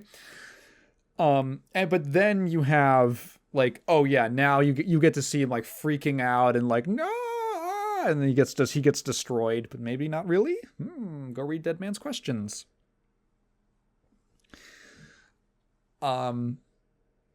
And I think people feel good about that. Like, that feels like complete soul destruction. Feels like a fitting end for a disgusting, horrible serial killer. Diavolo doesn't really... Okay, he kills, like, 3 main characters. And he tries to kill his own daughter. And that's definitely enough for people to say, well, he deserves narratively, it's most satisfying for him to get some kind of comeuppance. Die, I guess, you know? He's caused a lot of suffering to our main cast. But if you really think about it, Diavolo is like a drug trafficker. He's actually caused like an incredible amount of suffering throughout the world. I mean, there's a reason that racketeering is a crime. It's because gangsters used to be able to get away with saying that, well, I never did that, someone else did it. So they had to introduce racketeering to basically say, well, it's a crime to like order someone to do something illegal. It's a crime to like organize crime. You are just as liable for the murder, even if you didn't pull the trigger. And like, maybe this sounds silly to say, but like drug abuse is bad. And it's terrible for communities. It's terrible for all communities that it's involved in. And like the amount of I mean, specifically what ticks Giorno off at the beginning that really sends him on this quest is that the mob Passione is selling drugs to kids. And what I find interesting is I went down this little rabbit hole a little while ago about just watching videos about former gangsters and stuff like that. And one thing that I find interesting is that there was almost an unspoken, I don't want to make these guys out to be cool or anything necessarily, but there was kind of an unspoken or honestly in many cases spoken policy. You could maybe call it a code of honor. A little bit. Like many of them did have values such as don't sell drugs. If you sell drugs to the community, like even then, essentially what they were trying to do was create almost a parallel government that they could run. A parallel system of law and law enforcement, which was, of course, exploitative to many of the people in their community, and very caustic to them. But what they always recognized was that drugs getting into the community tears families apart, it ruins people's lives, and just don't do it. You're going to there will be severe consequences. Several like big mob families had severe consequences for people who dealt drugs, especially to kids. That was seen as extremely uncool. And Diavolo is kind of crossing this moral line in that way, where he really doesn't give a fuck about anyone else. And you see a few instances of it. It's mostly at the beginning where Giorno's talking about the kids who are on drugs and stuff. But he's a horrible person. He's responsible for tons of death and stuff like that. I think in a way, part of it... Well, so first of all, Diavolo's first death is to get stabbed by a drug addict, which is kind of perfectly poetic, right? That's what kicks it off. And I kind of see his infinite deaths as being an extension of that. He is receiving all of the pain and suffering that he's caused to other people infinitely, right? You thought that you could avoid consequences your entire life, that you were chosen by fate to essentially be God, the King Crimson on top of everyone else. Well, actually, you're going to get, not only are you going to get the tables turned on you, you're going to get it turned harder than anyone else. You're actually going to suffer all of the consequences forever. Basically he basically sends him to hell, right? So I don't actually mind Diavolo's death too much. I remember this a minute ago, but there is, on the Stardust Crusaders connections, I think Araki was also aware of this, because not only is there, it's kind of a similar dynamic with the group and the mission, that it's just like constantly from like one point to the next, point A to B to C. There's also literally like Polnareff shows up, which fucking Cat got spoiled on by one of those stupid the fucking blind bag, what are they, like keychains or something? Like bag clips, one of those things. She got like a bag of those, and she fucking opened, I think it's like maybe one of the secret ones, but she opened fucking Polnareff, and she's like, oh, I guess he's in there. And I was like, oh my god, because it's a great reveal when you see it. Fucking got spoiled on it by merchandise. I hate those things. I hate blind bag stuff. I hate the gambling shit. She loves that shit. Yeah, but there's a cute recreation of the scene between Dio and Polnareff, where obviously in part 3, Dio is at the top of the stairs. Polnareff tries to get to the top, and then Dio like freezes time and like runs down and like picks him up and like puts him down at the bottom of the stairs again, then runs back up and assumes the exact same pose like a fucking goober. And he does this a few times to prank Polnareff. And there's a recreation of this where the roles are switched, where now Polnareff is at the top of the stairs, but actually much more vulnerable in the wheelchair, and Diavolo is at the bottom of the stairs. That's pretty great. And Polnareff has to anticipate when Diavolo is going to strike by he's dealt with some time shenanigan powers before, and he has figured out the blood drop trick, which is really cool.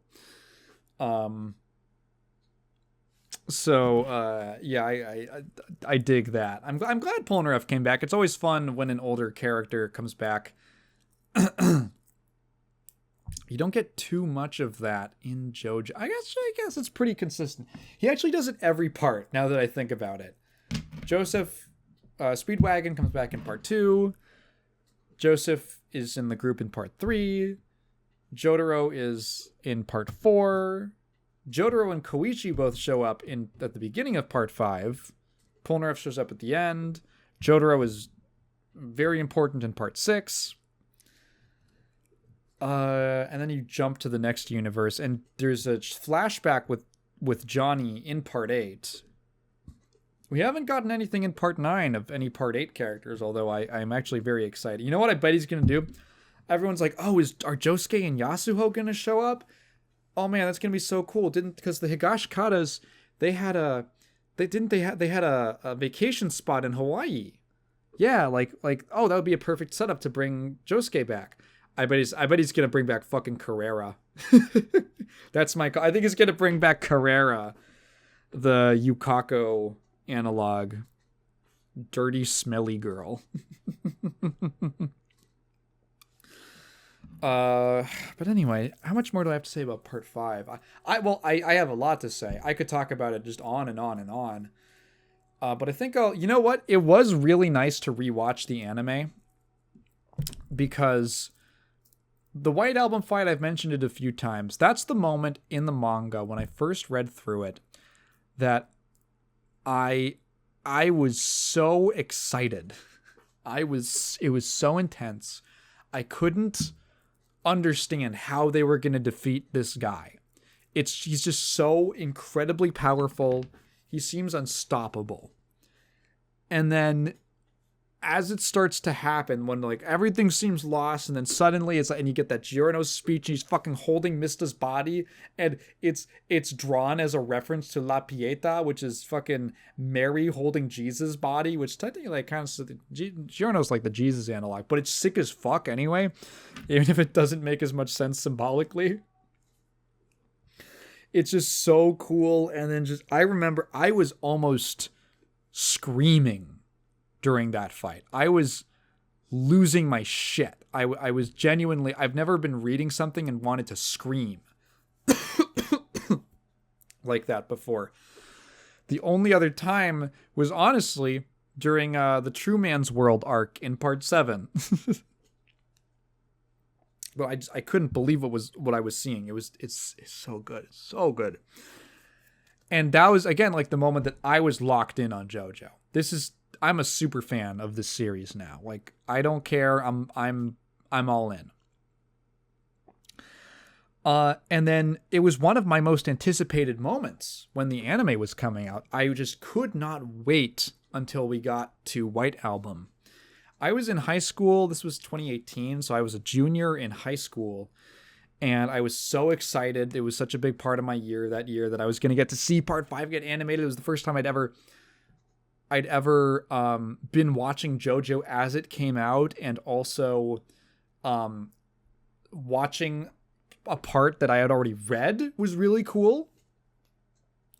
There's tons of great... Oh yeah, I do want to say on the production end, there's a ton of great stuff that's added in the anime to the manga that was not in the original manga. A lot of the scenes of La Squadra by themselves or just hanging out were inserted. I believe the only one that you really got in the manga was the backstory of what happened to Sorbet and Gelato that motivated them to go after the boss's identity. It's like the only one that you saw. But all the other stuff like that, awesome. I fucking love that scene where Formaggio shrinks down the car and then he drops it in that guy's glass and he walks outside. And then the guy, Formaggio, like, releases his ability and the fucking car explodes out of that guy and falls on his wife. It's so fucking funny. I was losing my shit when I watched that the first time. Because I was like, oh, this is new. This is not in the manga. And then I don't even think... if you've never read the manga and you watch the anime, you might be surprised to learn that was anime original, because it feels exactly like something that would happen in JoJo. It was so fucking funny and ridiculous. I love that.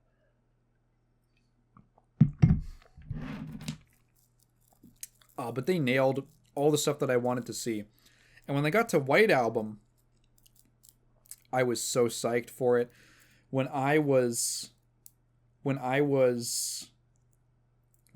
the day the episode came out, I was at school, and I had like how long? 40, 50-minute lunch break or something like that. And I went up to this part of my school that was usually really quiet. It was called the science lobby. It was outside where the science labs were, and it was on the second floor of that building. And there was this big, wide bench that was pretty comfy, and you could just lean back against it, like into the corner. And there was like an outlet nearby so I could plug in my laptop. And I spent a lot of time there, like writing and doing homework and, fooling around on the computer. And I was like, I'm just going to eat my lunch. There was a panini press in my school cafeteria. I pressed a delicious panini sandwich for myself. I'm going to sit down and I'm going to watch. This is the episode where it all goes down. I've been waiting for this. And as I'm watching the episode, this guy named Dylan gets up, and he sits down next to me, and he had been homeschooled, and like there were 2 people who were homeschooled in my high school class, and one of them you could not tell at all, like very sociable, friendly guy. Clearly, like, his parents had done a lot of work to actually properly socialize him and get him outside. The other guy, this guy, you could really tell he was homeschooled. And he's just sat down next to me, and while I'm watching this masterpiece, he's just going, "What is this? What are they doing? Who is that? Is that a woman? This is weird. What's going on?" I'm just oh my God, it was so fucking annoying. Oh my God, I just wanted to tell him to shut up. Oh my, that was my first experience of that. It was a huge, annoying as hell. So it was nice to get to go through the anime again, and I was just grinning ear to ear the second time through that I watched that. It was like, okay, yeah, this is as good as I remember. This is some good shit. This is hype. I will criticize. Okay, so we have been watching the series on a couple different platforms, and we were watching some of it like pirated. We were watching some of it on Disney Plus. We watched some of it on Netflix. We watched a lot of Part 5 on Netflix. So first of all, you got the censored names. Fucking whatever. I just got to lean over and tell Kat, "Great, that's Grateful Dead." He's saying Grateful Dead. But really what was more than that was, man, I do not like the translation for Part 5 on Netflix. We watched it subtitled. I did not like the translation. It was extremely stilted and unnatural. It felt overly literal in a way that erased a lot of the, I'll say, the artistry or the intent of the original writing. One of the moments that really sticks out to me is the moment, the scene where they betray the boss and they get on the boat to leave, and Narancia is having these conflicted feelings about whether to stay or go, because he's not very independent. He kind of relies on other people to think for him, and now because Fugo isn't going, he's caught between two worlds, two seemingly big decisions. He doesn't want to abandon his friends, but he's so scared of the what this mission entails. And as they're speeding away, he's just kind of frozen. And then he sees Trish's arm, that she has an injury on her arm, and he realizes that the boss had tried to kill her. The boss betrayed his own daughter. And in this one moment, Narancia he realizes that he and Trish they were betrayed in the same way. Narancia was betrayed by the boy who he thought was like an older brother to him, and just cast aside like nothing. And Trish was her father, her own flesh and blood, attempted to kill her to hide his own identity, like she was nothing. And he realizes that in that way they are one and the same. And in that moment, he realizes this is what he has to do. No matter what happens, he has to stick up for someone who's like himself. And it's this great moment. He jumps into the water and he's swimming and swimming and swimming, trying to catch up with the boat. And he's screaming at Bucciarati. He's saying, "Stop the boat! I'm coming! I'm coming!" And he's saying, "Trish is me! I'm Trish!" And then the fucking subtitles go, the injury on her arm is my own injury on my arm, or fucking something like that. It's like her arm injury is my arm injury. And it's like, dude, why did you write it like that? I feel like you could just as easily write like, her wound is my wound. It's just like perfect. There's a literal meaning to it. There is a metaphorical meaning to it. You understand exactly, like it's a much better, like more well-written line. But there's this like super just direct, like maybe it sounds fine in Japanese, but just like way too direct. And it kind of like killed a bit of the scene for me. And there's stuff like that just crops up all over the Netflix translation. And there's honestly just some examples of really sloppy scripting. Like in the last arc, when they do the Chariot Requiem and then everything after that, basically. So Silver Chariot evolves into Silver Chariot Requiem, which gets a new ability and appearance and all that, and the characters refer to it as Silver Chariot Requiem, sometimes Chariot Requiem, and then eventually, just for short, because it's kind of wordy, Requiem. They say we have to catch Requiem, or the Requiem stand. But, later, and that's fine, and the subtitles translated appropriately. When the characters say, for some reason, when the characters say Requiem, they always say in the subtitles Chariot Requiem, despite the fact that the characters are not saying Chariot. And then when Gold Experience evolves into Gold Experience Requiem, the characters say Gold Experience Requiem once or twice to establish that that's the name, and then after that, they just start calling it Requiem. But the subtitles keep saying Chariot Requiem every time. And it's like, it feels so rushed and sloppy, like they didn't even understand what was going on in the plot, like they weren't even looking at the screen and couldn't realize that they were talking about a completely different character who's like in the same form, with the same power-up form. Just stuff like that. And then, like, for some reason, Sleeping Slaves, which has always been translated as Sleeping Slaves, and makes way more sense to say it like that, is translated as Sleep Slave? Like that? And it's like, there's that great line that Bucciarati's kind of spirit talks to Giorno at the end of the fight, and he says, like, fate is a sleeping slave, but you've set us all free. Which is, like, implied the thing of, like, we are all slaves to fate, but in these small little ways, we can kind of chip away and work, and with our determination and our resolve, we can dream of a better world. We were slaves to fate. We were destined to die, but our deaths were for a greater purpose. We thrashed against fate, and we made a better world for ourselves, Giorno. Your dream was good and strong and beautiful. But in the subtitles, they keep saying Sleep Slave, and it's fucking weird, and it throws me off. They translate the fucking epilogue episode as that as well. It's just super weird. I don't know why they did it. I think that the best way to watch it is to go... you can find on some pirate sites...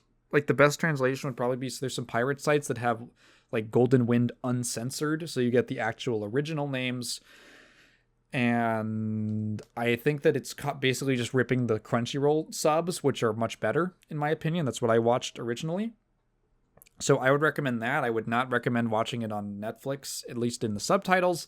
I actually went and watched some of the dub. I really like the dub, actually. I think that all the actors are really fun. They adapt something that I think is often forgotten when talking about Araki's writing, just because most of us read it in Japanese, or we read it translated from Japanese, and maybe it doesn't hit as hard until you're actually hearing the characters say the words in a language you understand. But his characters are very vulgar. His characters are just always like, what did you say, fucking shrimp shit, or something like that. Like, they talk like that all the time. Characters in JoJo have foul mouths, and they have a lot of fun with that in the translation for the dub. The dub has some really great original lines that I think they're not like a direct one-to-one translation of the original, but I think that they totally keep the spirit of them. I fucking love... There's this one clip from... Okay, so... Trish's voice actress is also voices Pomni from the Amazing Digital Circus, and Ina, or Aina, that little two-toned character. And I found it really funny because at the end of the Notorious B.I.G. fight, when they escape, Trish says something like, "Eat that, bitch meat." which is great. I love that. I love Trish. So I think the dub is actually perfectly worth watching. I've always thought that the JoJo dub was, that from what I'd heard of it, was perfectly good. It's a totally valid way to watch the series, I think. But anyway, that's part 5. I have to pause for 1 second to have a business conversation. It's not really business. And back. I'm back from the dead like a certain wizard. In the Lord of the Rings 1 and 2 and not yet 3. I haven't seen that one yet. Yeah, so The Lord of the Rings is back in theaters, the entire original trilogy, for the 25th anniversary of The Fellowship of the Ring coming out. And my grandfather is apparently a big Tolkien guy. I never really knew that. I think he'd mentioned it. I think he'd mentioned it a little bit to me, but I never really knew that how big of a fan he was. But he was really into the idea of taking us to go see The Fellowship of the Ring and maybe the other two. So we went to go see, my grandfather, my mom, and I all went to go see The Fellowship of the Ring and had a really good time, a better time than I was expecting. So part of that is due to, well, me being older and having a bit of a being able to better appreciate art. But also, I mean, actually for both my mom and I, it was a much better experience from how we first watched the movie, which was not at the same time. So I think I should start with my mom, because I just find this funny. I hope this isn't too cringe-inducing for anyone who cares about watching movies in a good environment. She actually went to go see it when it came out in theaters. Her dad also brought her to it because he wanted to go see it. Now, it's a December movie. It came out around the Christmas season, and I was born in January. So, like a week before I was born, my mom is mondo pregnant, and she goes to Lord of the Rings. This is in Chicago, by the way. So it's super cold. It's really cold in December. She's all bundled up, and she gets into the theater, and she's all like swelling and bloated from being super pregnant. And she has to take her boots off to get comfortable. But then during the film, very quickly, she realizes, and my mom has to pee all the time. She's got to go to the bathroom all the time. And she realizes she has to go, but she can't put her boots back on because her legs are so swollen that like they don't fit anymore. And she's not going to barefoot it into a public restroom. So she's just stuck there. It's the worst fucking... It's the Fellowship of the Ring. It's 3 hours that she's stuck there. That she has to watch Hobbits. And specifically being pregnant. I didn't know about this. When you're pregnant, the baby rests on the bladder. So it's actually like more intense that you have to go. It makes you feel like you have less space in the bladder. So it just sounds miserable. Just sounded like a miserable experience. She basically didn't remember anything from the film. Because she was so distracted she couldn't focus on anything, and she's stuck in there for 3 hours. It sounds like hell. My own experience with The Lord of the Rings has been, I've had a decent amount of exposure to it. Of course, there is the just cultural osmosis of the whole thing, but also in terms of firsthand experience. I first read The Fellowship of the Ring and The Hobbit. I think we read The Hobbit first, and then The Fellowship of the Ring. I read both of them for school. It was part of our required reading when we studied it. And I myself never really got too into either of them. I found Tolkien's writing style to be very protracted. I think, I'll say that generously, is very protracted. And, like, what I mean by that is, if they walk past a bush... That train is fucking loud. Why is it so loud? If they walk past a bush, you're gonna know about the bush. Tolkien is gonna describe what kind of berries are on there, what the name of it is. He's gonna talk about how they forage the berries, what stew they make, the name, like what they talk about while they're making it. He's gonna give you all the details. And oh my god, this fucking train is so loud. Okay, it's gone. Jesus. What was I talking? That was so distracting. I don't know. It's not usually very loud. Anyway. Oh my fucking god, it's back. Okay, it's gone. All I mean to say is Tolkien is very long-winded and detailed. And for like a 10, 11-year-old Tigan, that was not exactly what I wanted to read. I've also never been as much of a fantasy guy. I've always been more into science fiction and stuff. And of the classic literature that I really connected with, it was stuff like Frankenstein, more on the sci-fi end of stuff. And so, just like on a very surface level, I never really clicked with them. I understand why people are into it. I know there's so much detail.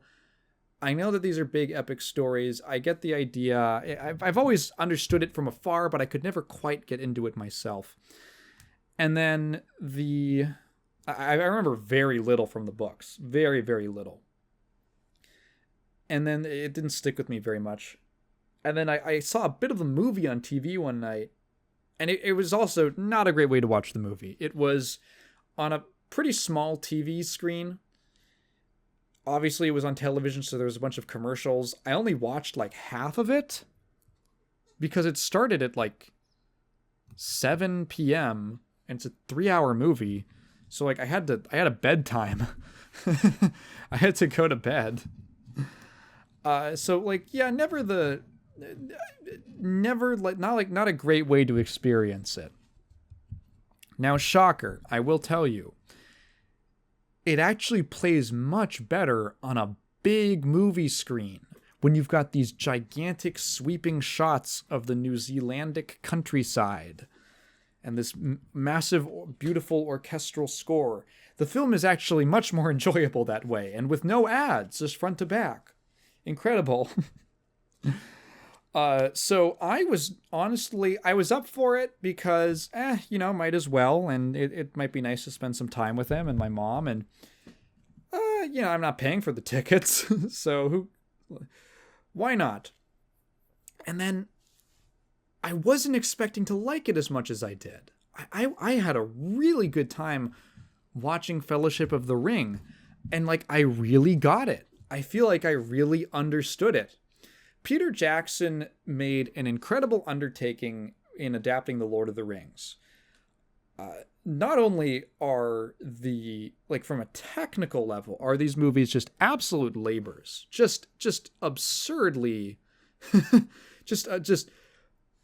oh my God, look at some of the behind the scenes of what they went through and all of these innovative techniques they did to get just the scale.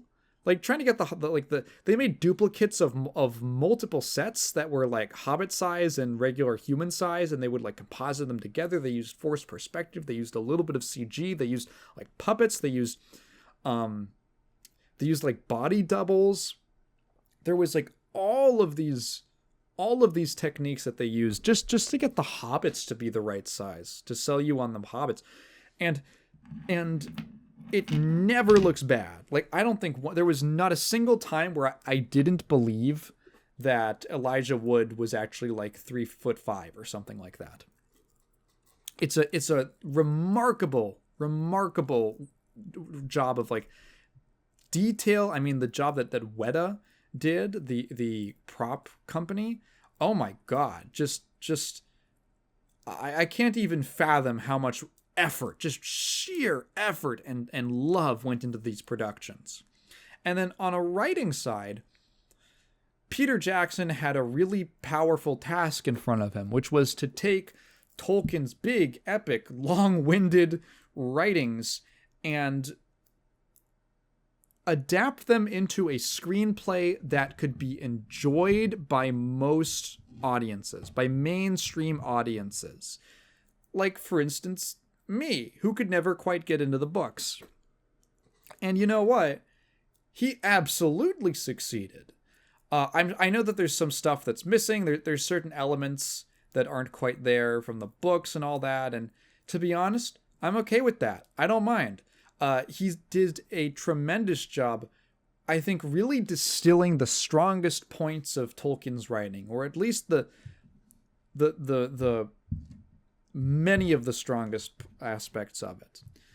Tolkien writes wonderful characters. He writes really engaging drama. He writes these great human stories, or hobbit stories, if you will. or elf stories, with people who have real struggles, who have really interesting dynamics with each other.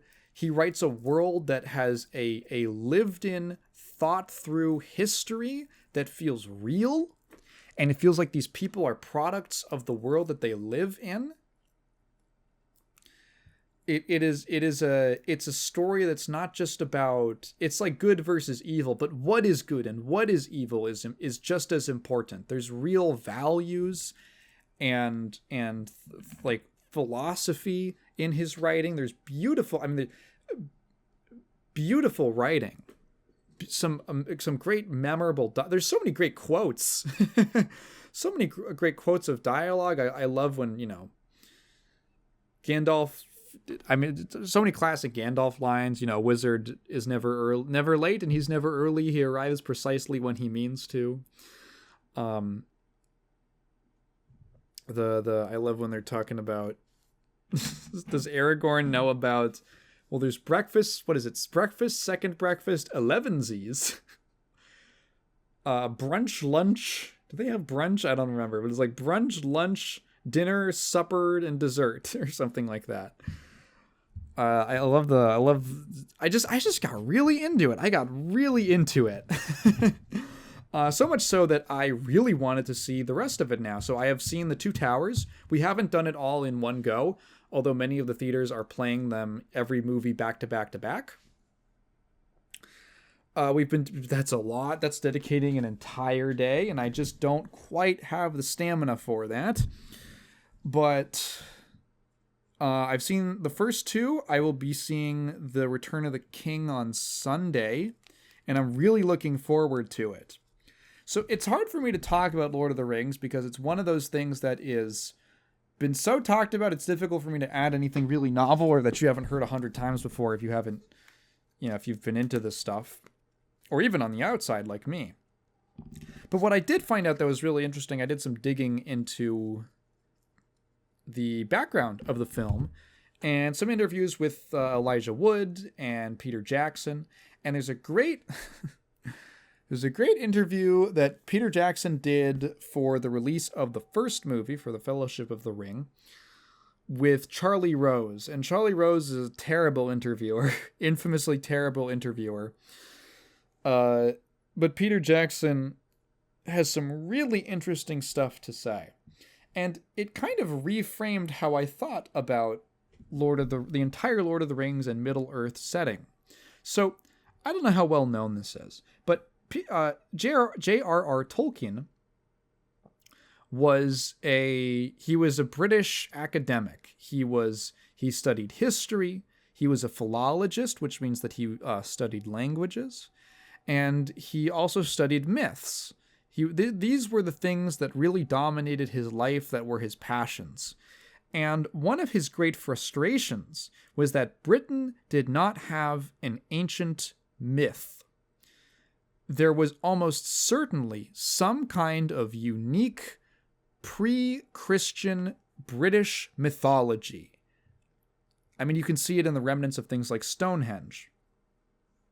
This stuff almost certainly existed, but it was basically entirely wiped out by, okay, I have to look up the dates on this, by the Norman invasion, which happened in the 1066.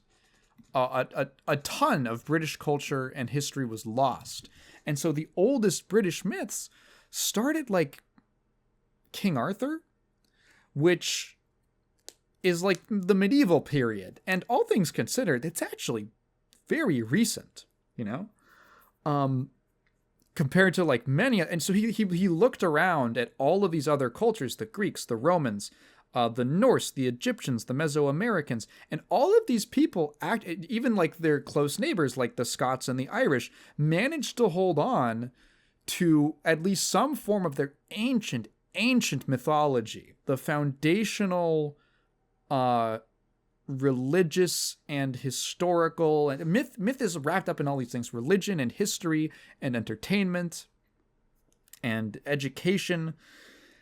And they'd all managed to hold on to that, and they had these diverse... I mean, you can write millions of stories based off of Greek mythology, Norse mythology, Egyptian mythology.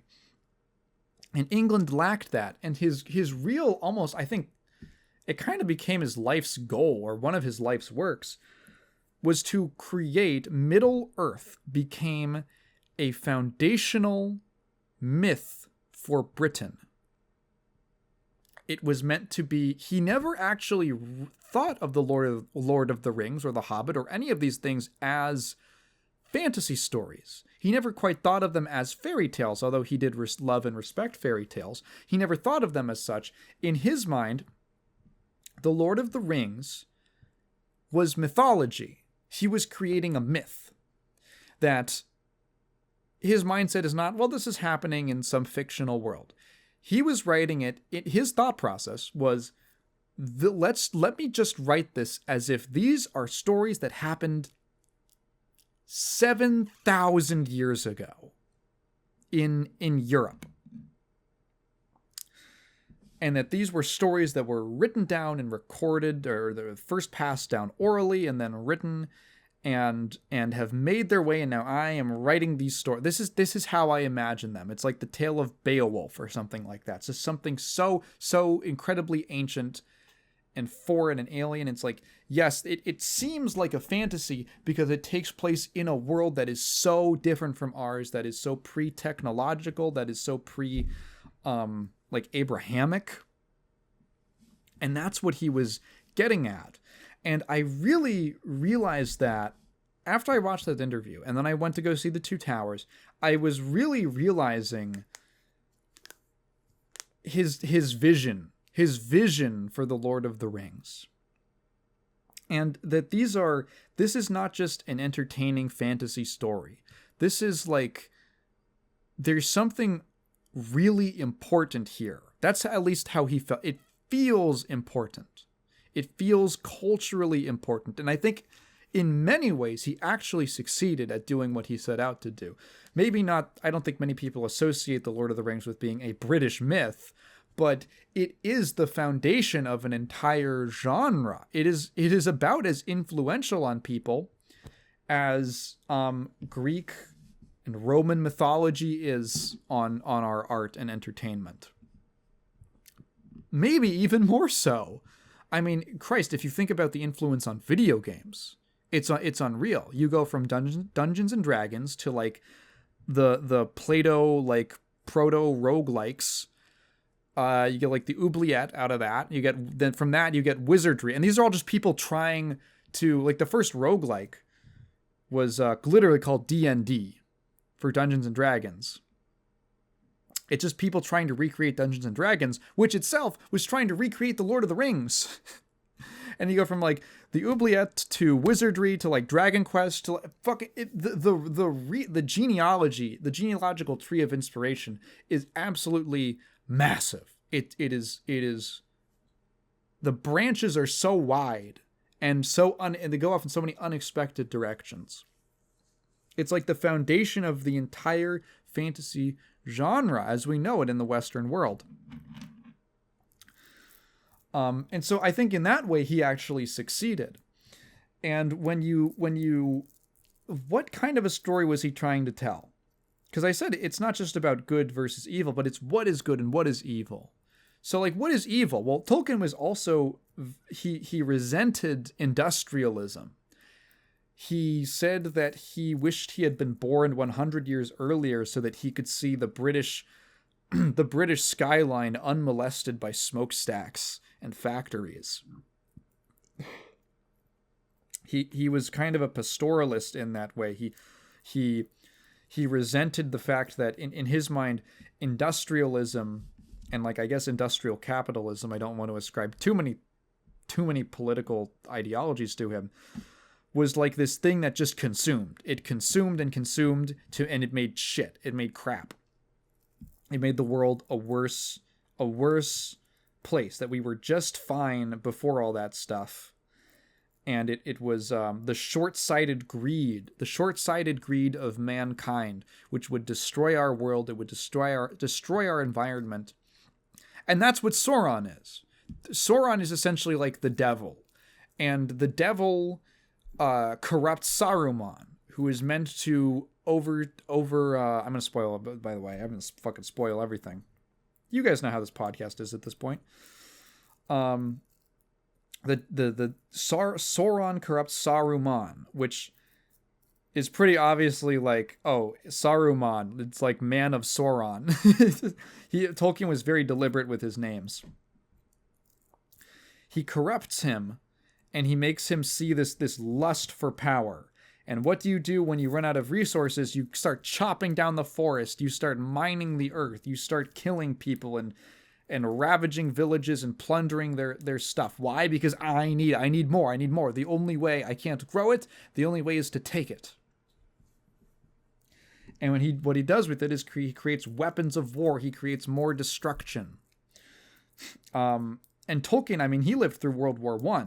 He lived through the first industrial war. And that's the first modern war, as it's often called. He saw the fruits of industry. What did it lead to? It led to machine guns and tanks and mustard gas and barbed wire and these horrors, these absolute horrors. You see that in the second film with the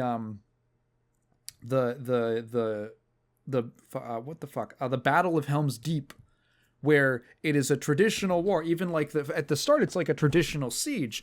And even the king of Rohan, I forgot his name, Theoden, the king is like, oh, well, you know, we've been through this before. Our crops can be resown.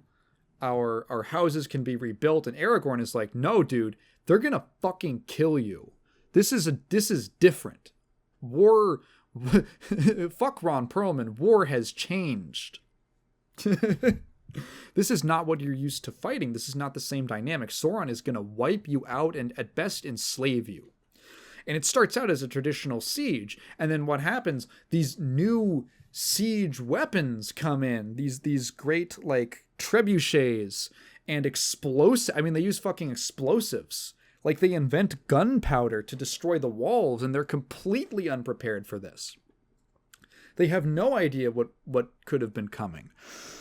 This is industrialism. It's industrialism fighting and destroying the kind of shattering the status quo. And what does the side of good? What does that represent? Well, what combats this just wanton consumption and destruction? And as I can tell, I haven't seen the full series yet, but the seeds of it are really that it is mutual respect and unity between people. There's an interview, another Charlie Rose interview for the Two Towers, but it was like a 4-way round table, really, because it's Rose and then it's Peter Jackson, Elijah Wood, and Viggo Mortensen. And Viggo Mortensen is wearing this homemade shirt that says "No more blood for oil." And it's clearly homemade, and he clearly put it together so that the words are way too close to the collar. They're like way too close to the neckline, because you can tell that he wrote it specifically to make sure that it would show up in full on camera. And it's a very weird interview. You're like, oh, fucking Charlie Rose. He goes straight from like Elijah Wood's like charming, lovely story about how he mailed in his VHS audition. You know, he went out and he bought a costume and he filmed an audition tape in his backyard. And you know, they were so, and Jackson was so swept, and he was like, oh my God, that's Frodo. That has to be Frodo. It's a very nice story about Elijah Wood's audition and all that. And then he just pivots straight into, so Viggo, you don't like the Iraq War very much, do you? And you have to understand that in 2002, that was an extremely unpopular position. Or the Iraq War, the Afghanistan War. This is like late 2002. It's about a year after 9/11. The pro-war sentiment in the U.S. is at an all-time high. It had not been that high since like fucking World War II, basically. People were bloodthirsty. And Mortensen, because he's a real one, basically questioned it, I don't know from the beginning, but definitely by that time. And it's very weird. The interview gets derailed for like 10 minutes. And he's basically just, he's funny. He's giving these talking points. Well, they weren't really talking points at that point. They were just kind of his observations because no one was saying this shit at the time. You would not find anything like this on the modern news or on the news of the day. But he's like, well, why do we have to go about it like this? Why have we've killed more people in Afghanistan already than even died on 9/11, and a lot of those people are civilians, and why are we doing it? And it seems to me like we're just doing this for oil. And it's funny because at the time, super against the grain, super unpopular opinion. He would have been called, I mean, he even says that like opinions like that are just immediately slammed by everyday Americans as being treasonous. But like, why can't he question the motives for the war? And he basically identified that it was like, oh wow, it's because we wanted oil. The purpose was to destabilize the region to get control of oil, to get control of energy. And that's why he says no more blood for oil. This is not a popular sentiment at the time, and to be honest, he's kind of genuinely going out on a limb. Making a statement like that. And Rose is pushing back against him and like, well, you don't think we deserve a risk. He's doing some fucking pro-war bullshit. And the reason that Mortensen is wearing that shirt is because there was this thing at the time and he saw people in whatever, I don't know where he would have seen this. Probably not the internet. But newspapers or media or whatever of people comparing the two towers. For one, it's called the Two Towers, so it kind of the imagery is unintentionally evocative of a certain event of 9/11. But people comparing specifically like the great battle of that movie, which is the defensive battle of why can't I remember? Helm's Deep. I don't know why I keep forgetting the name. To the U.S. fighting Al-Qaeda, that the people of the defenders at Helm's Deep are like America fighting back against Afghanistan. And he saw that as completely the opposite. In his opinion, the United States was this industrialized warmongering force that was seeking to plunder and destroy and kill and take control. He saw the United States as this this is right after the Patriot Act, right? Like this is this growing surveillance state, which fucking, oh my God, hey, crazy. Crazy how that turned out. And like think of the Eye of Sauron, and that the defenders were, if anything, well, I don't know, everyone else basically. It was the rest of the world, because the message I think really that Tolkien is starting to get out in the Two Towers is that it's actually a story about all different people coming together. His story is very subversive in many ways. Like Frodo is the protagonist. But he's a hobbit. He's not a traditional heroic protagonist in many ways. He's not powerful. He's not quick on his feet. He's not a born fighter. He's not noble in any way. He isn't trained or anything. He's just a literally small person. There's even a line. It's the smallest of people can make a change in the world. And he's been given this task to destroy the ring, the weapon of the enemy, which tempts men to evil. And like, what is the ring? Well, the ring can symbolize many things. The ring is like almost this, I almost see the ring as a symbol of greed or a symbol of a desire for power, which ultimately in actuality makes you a servant of Sauron, like the devil, basically. The great evil. It makes you a servant of evil without even realizing it. The people who fall prey to the ring become addicted. They're literally like addicts, is how they're depicted.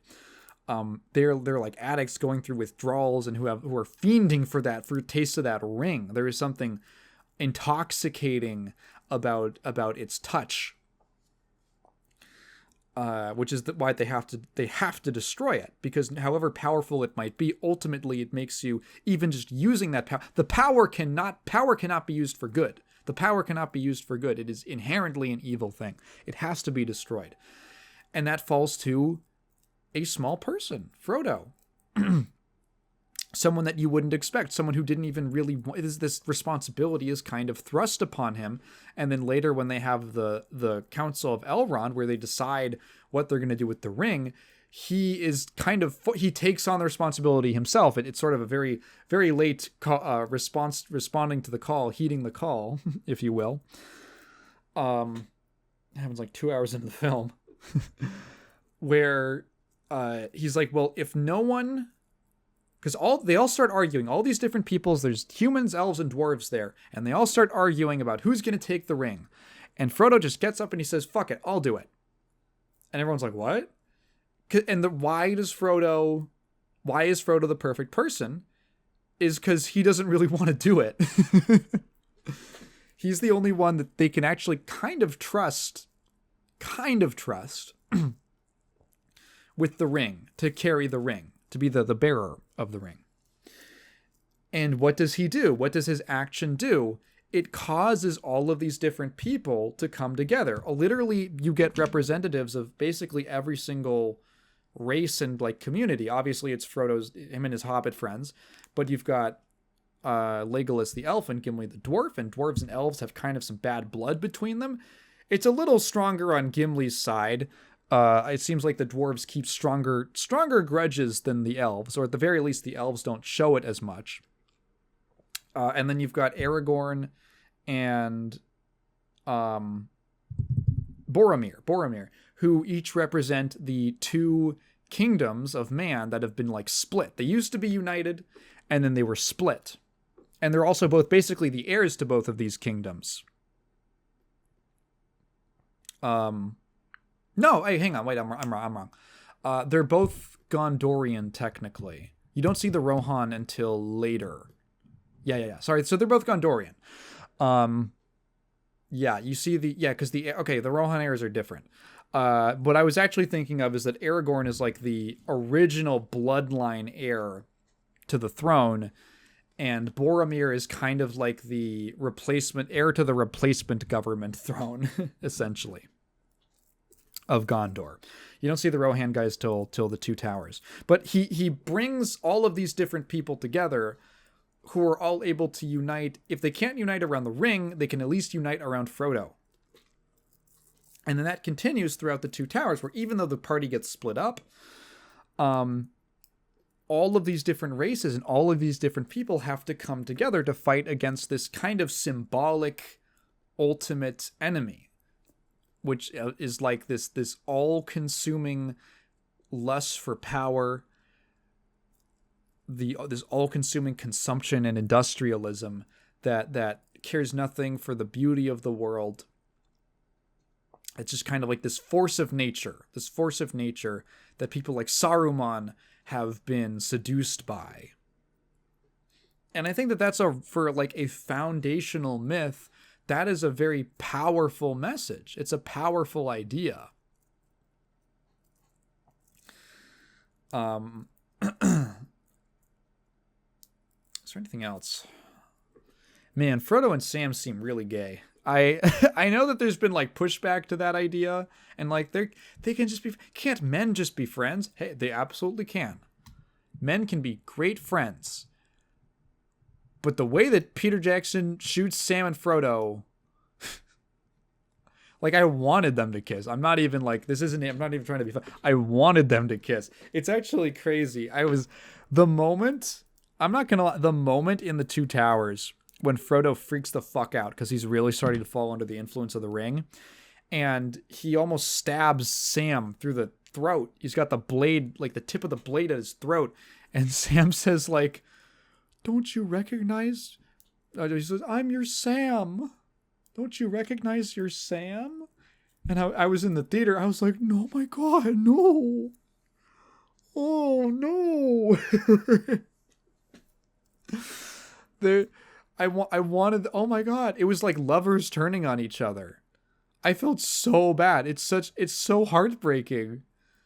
And then like near the end of the movie, when they're just like basically just complimenting each other about who's the real hero of the tale, and Frodo's like, "Frodo couldn't have gotten very far without Sam." And like the way they look at each other it's like the way that Jackson shoots fucking Aragorn and Eowyn. It's like this. It's like the same way he does it. Yeah, I don't know. I know that they're not gonna kiss and smooch and cuddle, but man, I'd love it. I'd love it if they went. It would be very. It would like I would be satisfied. I'd be like, oh my god, thank God, my two little gay hobbits, they got together. Thank God, they're happy in the end. I think it's also the fact that Elijah Wood has such beautiful, expressive blue eyes, big blue.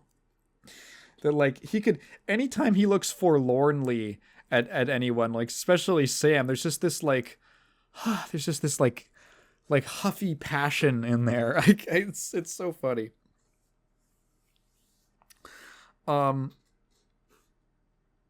The first Lord of the Rings film is actually fairly straightforward. It's pretty much like one consistent plot line.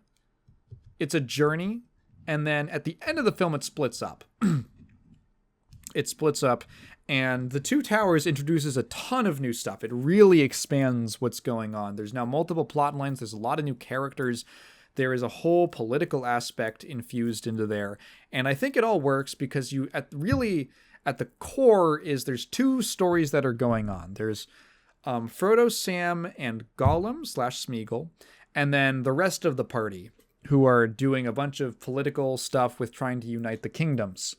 Well, at first they're trying to rescue Merry and Pippin, and then Gandalf shows up. He's like, they're fine. Gandalf comes back. He's alive. He's been reborn. And he's like, they're fine. Don't worry about them. I need you now. And then they go doing a bunch of uniting the kingdom stuff, bringing the people together. And I think it works because both plot lines are pretty engaging, in my opinion. There's also the Merry and Pippin stuff, which I also liked. I liked all of the plot lines that were going on. You've got Frodo, Sam, and Gollum. Excuse me. And you don't spend the most time with them because a lot of their stuff is just traveling. But what you do see, I think, is really interesting. There's a very neat triangle between the three of them where there's a struggle of there's a struggle of character. Frodo, what I really like about their dynamic is I said that it's like the ring has this addictive drug-like effect on people.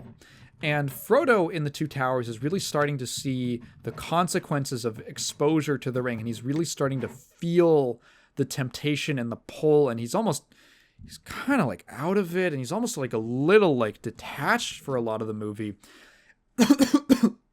which is a sharp contrast to how bright and cheerful and sweet he is in the Fellowship for at least a lot of its runtime, and its less serious moments.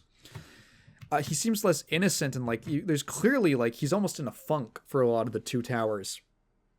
And he sees in Gollum what he could become. And Sam does not trust Gollum for some reasons that are reasonable, for some good reasons, and maybe just because of some prejudice against him. He's basically written off Gollum as untrustworthy. And really, Gollum himself goes through a back and forth struggle. In Frodo's mind, he always wants to keep him around because, well, his sort of excuse is that, his reasoning he gives is that Gollum is their guide. He knows how to get back to Mordor. But really, I think Elijah Wood actually said this in one of those interviews, which is that when Frodo sees Gollum, it's like an addict seeing an addict. And in Frodo's heart, he has to believe that Gollum can overcome his addiction. He can be Smeagol again. He calls him Smeagol. And for a bit, like, he's actually fine. Like, Smeagol is actually, he's like kind of the dominant personality. He's he's more positive. He actually cares about both of them. Sam still doesn't like them. And it's kind of like how an addict will have their ups and downs, and they'll be good for a bit, and then something bad will happen, and something bad does happen, and Smeagol kind of goes back to that weakness, that place of weakness, and he lets the Gollum voice back in that's more into self-preservation, and this is what I feel like when I'm afraid. This is the voice that speaks to me when I'm afraid. What do I need? I need the ring. I need the ring to be okay. I need the power to be okay. Frodo wants to believe that no matter how deeply the ring kind of gets its claws in him, that he will always be able, if Smeagol can come back, he can come back as well. That there's essentially hope for recovery. And I really like that dynamic between them, and I like seeing them evolve. Of course, by the end of the film, the Gollum personality is back and it's taken over. I don't know what's going to happen in the third one, but I look forward to it. And then the other side with the rest of the party is really carried, I think, mostly by the fact that Aragorn is the coolest motherfucker ever, and he's so fucking sick. He's so cool. Dude, he's so awesome. Aragorn is my, like, in my head, my dream of what I've always wanted the Ranger class to be. And in fact, I find this very weird because Rangers have become a staple class in fantasy RPGs. But you look at most of them, and they're not actually... Aragorn is a ranger. He's a ranger by trade. But video game rangers are rarely actually Aragorn. They're usually Legolas for some reason. And, like, yeah, Legolas uses... Okay, so first of all, it's I don't know, like, where that comes from, because part of it must be the misconception about the name. People think a ranger is someone who fights from a range, or from long range, but that's not true. The term ranger refers to the land. Range, as in range, is a term for land. Someone who is able to traverse the land. Really, what Aragorn is he's a multi-skilled, flexible survivalist. He can fight with different kinds of weapons. He's good on his feet. He knows how to navigate the wilderness. He can track animals. He's good with animals. He has animal companions. He can hunt and cook, and he knows medicine. He can probably lay traps and stuff if he can hunt. Which means that he's good with, like, his hands and a little bit of, like, practical mechanics knowledge. And he's just like he's kind of stealthy. He can maneuver himself in environments to be unseen, and, like, he's super cool. Like, he's a really cool survivalist type character. The only and most of them are just making Legolas. Most rangers in video games are just Legolas, who is like a bowman. That's his thing. He's an archer. He's a bow elf. The only games that I can think of that really that most closely hit on the actual Aragorn Ranger fantasy are, I think, World of Warcraft hunters are pretty good. I think they're pretty good. And Guild Wars 2 Rangers are great, actually. They're actually really... like, you can actually use ranged and melee weapons. You get animal companions that you can tame. They have a little bit of healing and tracking and stuff. I think there's stealth. They've got some stealth. They're still, like... you can do either. You can do either melee or ranged. But yeah, you get, like, stealth options. And that, to me, is, like, that's the real ranger, quintessential ranger thing. But it almost gets, I feel like, weirdly, in a lot of game systems, that gets like halfway split between rangers and assassins, and rangers are actually just archers. In any event, Aragorn is sick as fuck. He is so cool. I want to be like Aragorn. He's so cool. How do I even describe what's cool about? He's super skilled. He's thoughtful. He has, like, a lot of knowledge about things. He's a good friend. He sees the big picture. He helps people. He's very noble. He's just, like, a great kind of role model type character of a really well-rounded kind of masculine figure. Like, I totally get, like, and they cast, like, perfect cast. Viggo Mortensen is perfect. He's perfect for the role. My mom was so invested in his relationship with Arwen.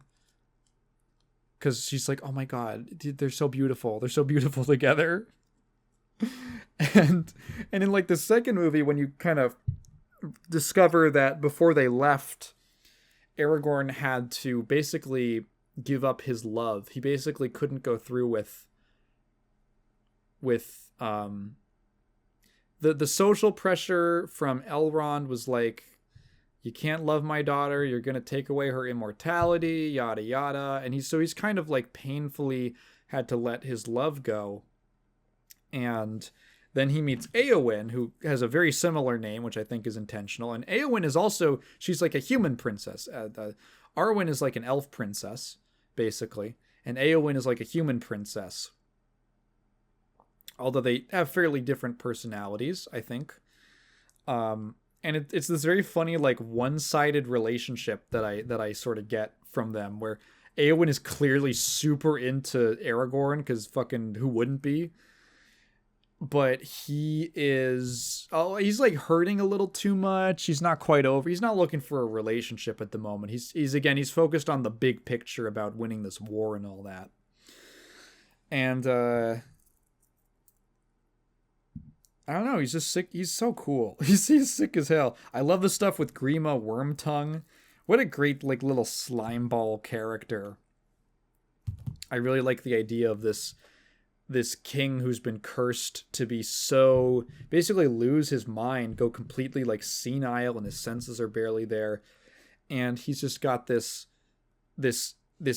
tricky snake-like advisor, Grima Wormtongue, who's just speaking things into his ear. He's the only one who can really talk to him, and he's essentially manipulating him for his own gain the whole time. Of course, like, he has this really skeevy motive, like personal motive, which is to get all the other heirs to the throne killed until Éowyn is the only one left. And he's like, well, you need to have children. He's like all fucking sweaty and greasy all the time.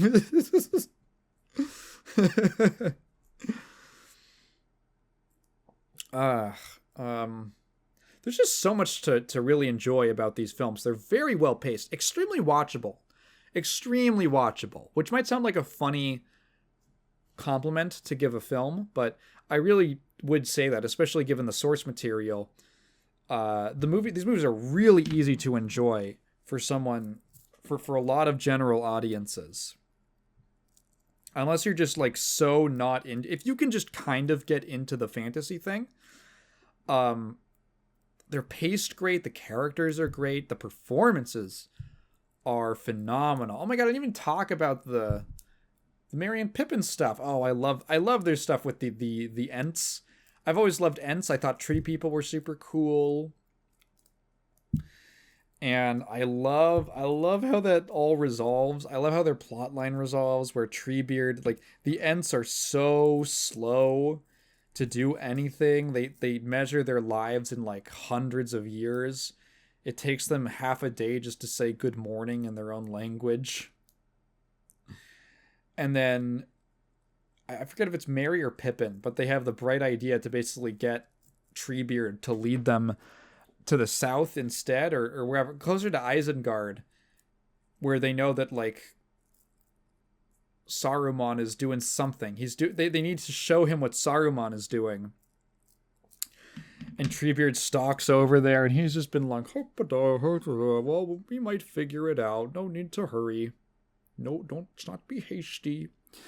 And then he sees the devastation of the deforestation of the woods. And just in 1 second, he's like, everyone wake up. We're gonna fuck up Saruman. Fuck. He goes full low tier god. He's just, kill yourself now. That scene with the Ents just attacking Isengard is so fucking great. They're just ripping shit up and tossing boulders and squashing orcs, and they blow the dam out and they return the water and it floods everything, and Saruman's like, oh my god, fuck. Oh, it's great. And then Merry and Pippin celebrate by finding a stalk of fucking weed. A huge barrel, like 2 barrels of weed. And they're like, hell yeah. I love the ending of the Battle of Helm's Deep. That's a what a great fantasy battle. I was kind of worried that it was going to look a little bit like the battle at the start of the Fellowship of the Ring when you're in the flashback, which at the time I'm sure was visually impressive, but it looks really CG fake to me now. Just like the scale, I think they were having trouble with the scale.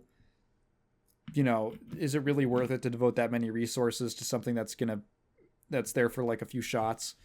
So a lot of it is like CG, and it kind of looks like the goddamn end of the Flash, where they're in like desert world. And I thought it looked kind of weird.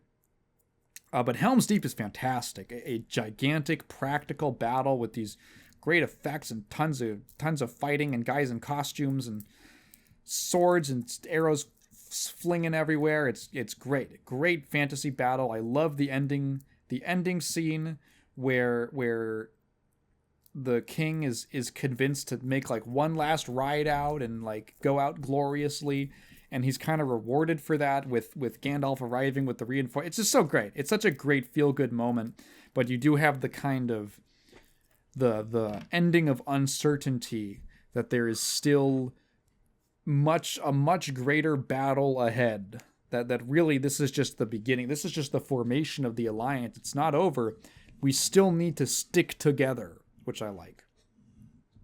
Gollum. I should mention Gollum.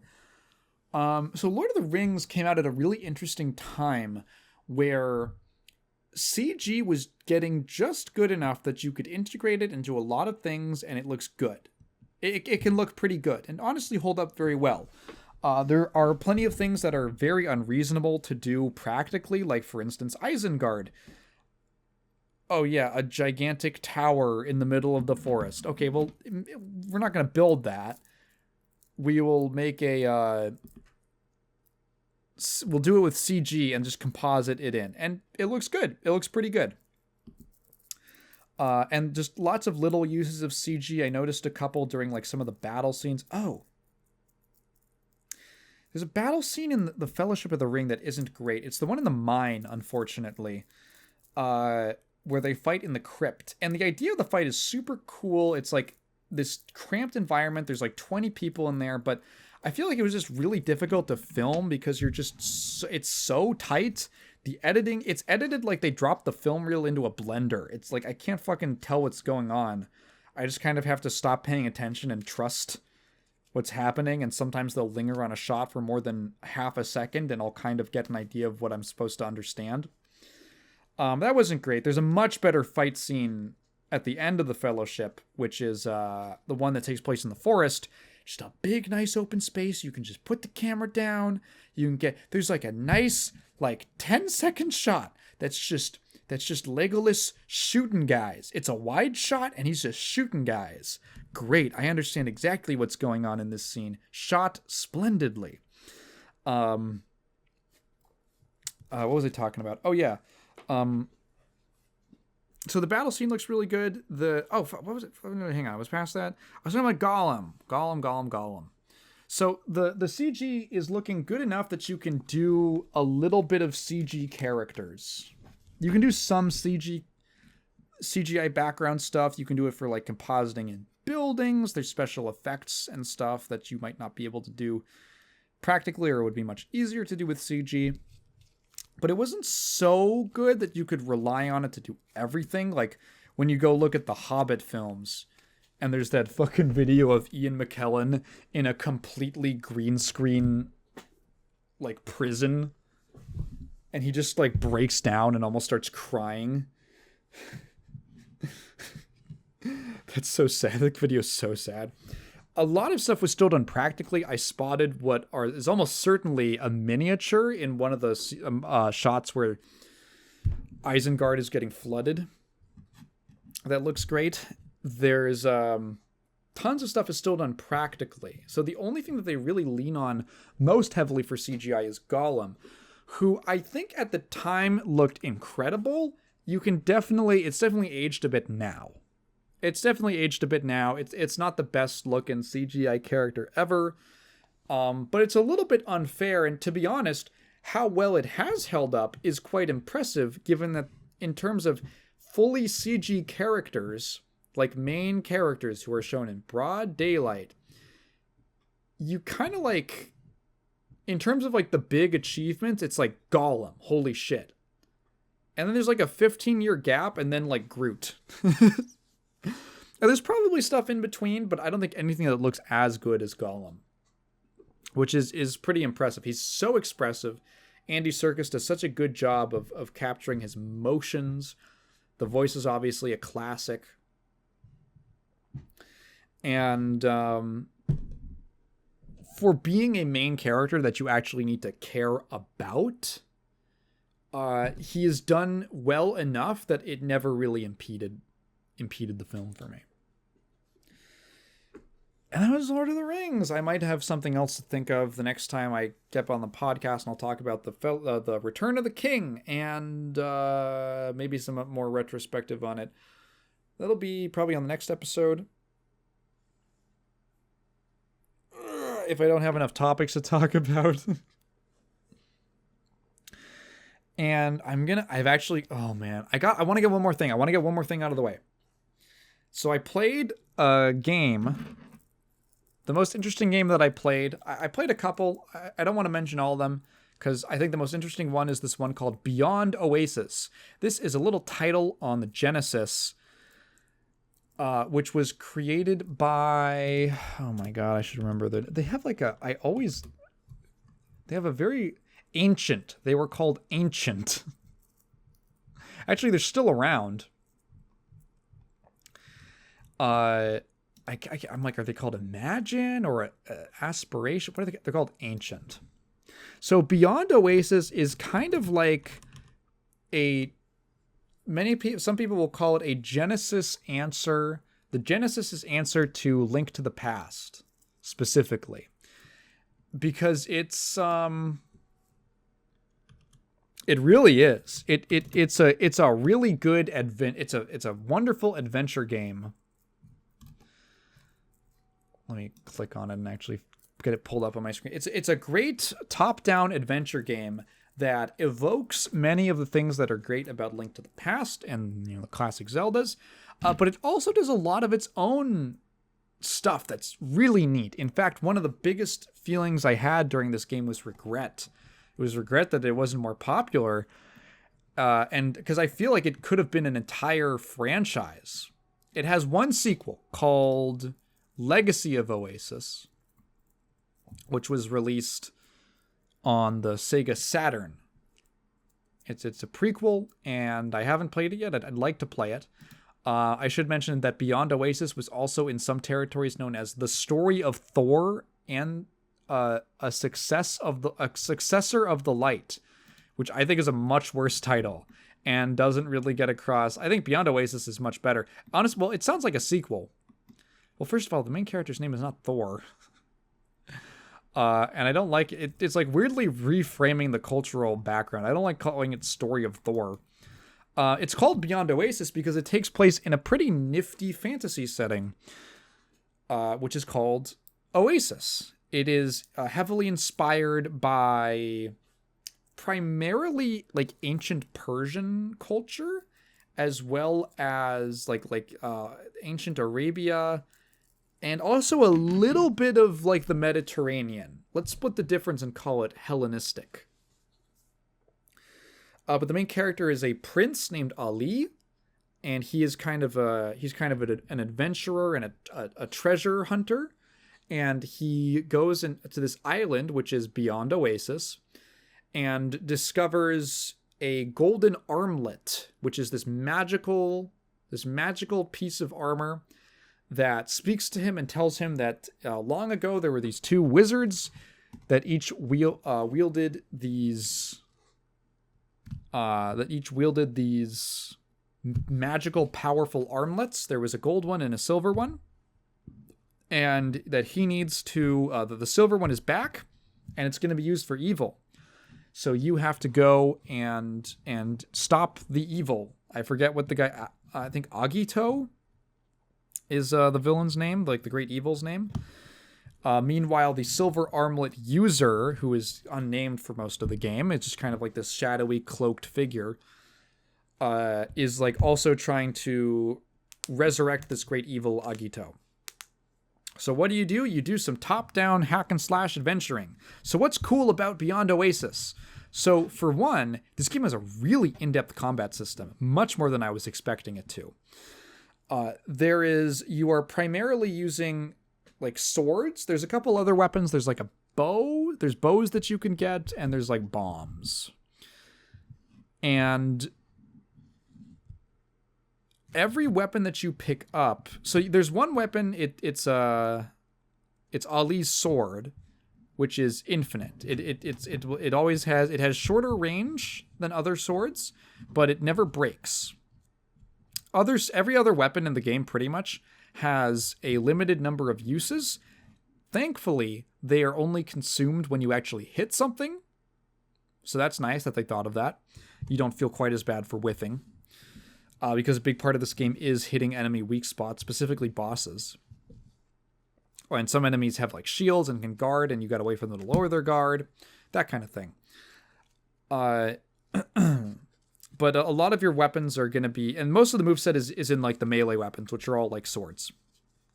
So there's a regular slash. And again, this is a 3-button Genesis game. There's one attack button. So if you tap it, you'll do like a stab. If you hold the button down and then release, you'll do a more wide-ranging sweep slash. If you walk... You can walk and stab. Well, okay. Well, there's all this shit. So you can so there's a run. You can walk, and then you can also run by double tapping a direction, and then you can attack out of your dash. Do a dash attack, which does like more damage, and it'll knock some enemies on their feet or on their ass basically. You can do, if you press walk and then immediately like attack at the same time, you can do a walking slash, like without having to hold the button down. There is also a version that I never quite got the exact timing down, but there's like, you can do a really fast dash attack without like breaking out into a full run, and you'll do like a moving stab, like a forward advancing stab that greatly increases your range. It's almost like a Kara cancel. You can also, you can crouch and jump, and it's actually on the same button. It sounds very weird. The C button, if you press it, you will jump, and you can attack while jumping. But if you hold the button down, you'll crouch, because the jumping animation starts with the crouching animation. So if you hold it down, you'll just crouch. And if you go into the full crouch after a second, you will not jump. If you hold it down for more than like a half second, you'll just be in the crouch position. And when you release, you won't jump or anything. You'll just go back to standing. And you can also obviously attack while crouching, although the movesets for jumping and crouching are basically just a single stab.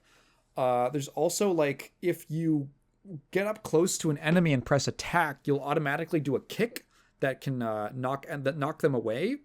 If you mash down on the button, you'll do like a flurry combo where you stab, kick. That's really good.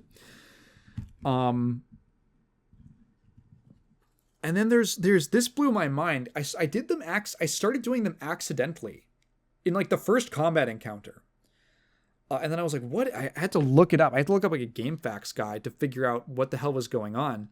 The game has secret attacks that are done by doing basically fighting game move inputs. So if you hold the attack button down, then do a full 360 and then let go, you'll do a spiral cut. You'll do like a tornado kind of slash. You'll spin around. It does a lot of damage in every direction, and also hits enemies that are low to the ground, because height is important in this game. Height is an actual gameplay factor. And sometimes depth perception gets weird. Occasionally, but it wasn't that bad for the most part. That's the only one they tell you about in the instruction manual. And then I looked up the other ones. If you hold down the attack button and then do forward, back, forward, just corresponding to whatever direction Ali is pointed in, because you'll hold the pose. You'll hold the pose and basically lock in place when you hold the button down. You forward, back, forward, you will do a jumping somersault slash. that does a ton of damage and hits like way up high as well. So you can hit flying enemies. Then I found out if you hold the button down, do the 360, then do forward, back, forward, Ali will do a low to the ground somersault slash where he like slices upwards. And you'll only do one by default, but if you mash on the button, you can do up to 3. And the regular somersault slash can send you forward and like can fuck you up sometimes. But the somersault slash goes really low to the ground. I think it might even hit stuff that's low to the ground. And you have much more control. You have much more control over how far you go. Just like, this is with one button. The amount of attacks that they managed to wring out of a single button is absolutely insane. And I'm not actually done. The other big thing with this game is the spirits. So there are, as you go through, there's about like 8 dungeons in this game. And 4 of those give you like magic items that give you like permanent upgrades. Like healing and like getting stuff back if you stand around and things like that. But the really juicy ones are the spirits. So the A button, I haven't even mentioned the A button. The A button by default just sends out this like blue orb that does nothing on its own. It doesn't even do damage. But there are these 4 spirits that you can collect and recruit, and you summon these spirits by shooting the orb at a corresponding like type of thing in the environment. So for instance, the first one you get in the first dungeon is, what's her name? Hydra, something like that, who is like she's a water spirit. She's like a fairy.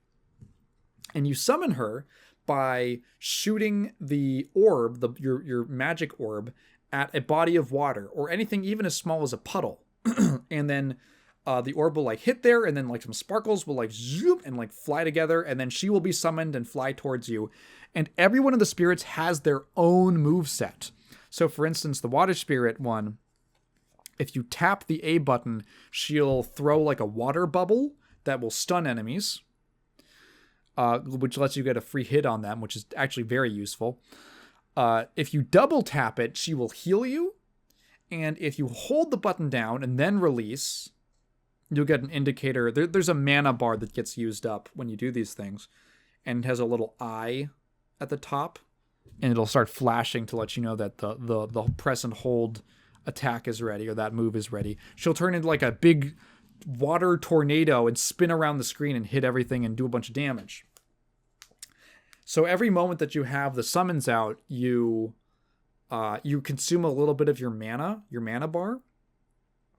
You can dismiss them by pressing all 3 buttons, and then just like, so a big part of the game becomes making sure that there are things in the environment to let you summon the spirits that you need. So sometimes there will be something as small as like there's a drip from the ceiling, and if you shoot it at the right time and you time it, you can hit it when the water hits the floor, and you'll get the water spirit so that you can get some healing. One of the best ones is like, well, they're all pretty good. Some of them are better than others for different situations, but like one of the most generally useful ones is the fire guy, who's called Ifrit. And that one's just focused on like dealing damage. He will automatically attack the enemies that you're attacking.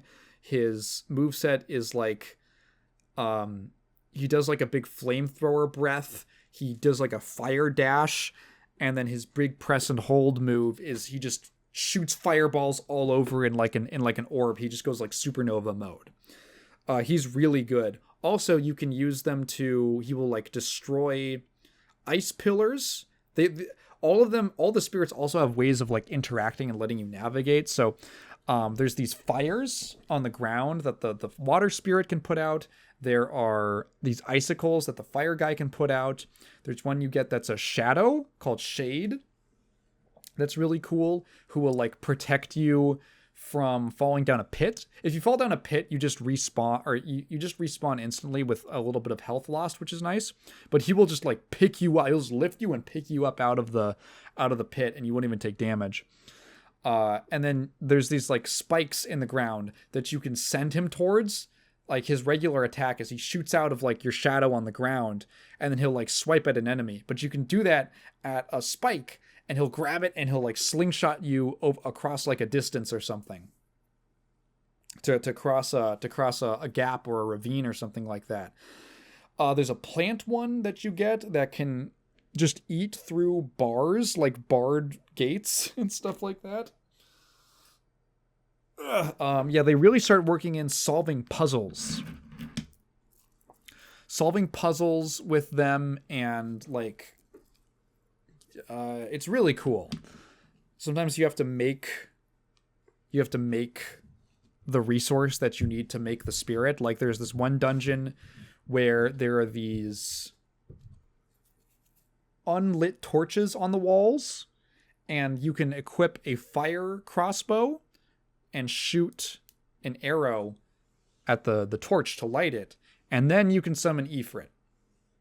There's stuff like that just all throughout the game. It has a really satisfying curve where it feels like it introduces things at a nice pace, and you get your whole moveset and your whole kit with all the spirits for like a long enough chunk of the game that you really feel like they made the most out of all of these different ideas.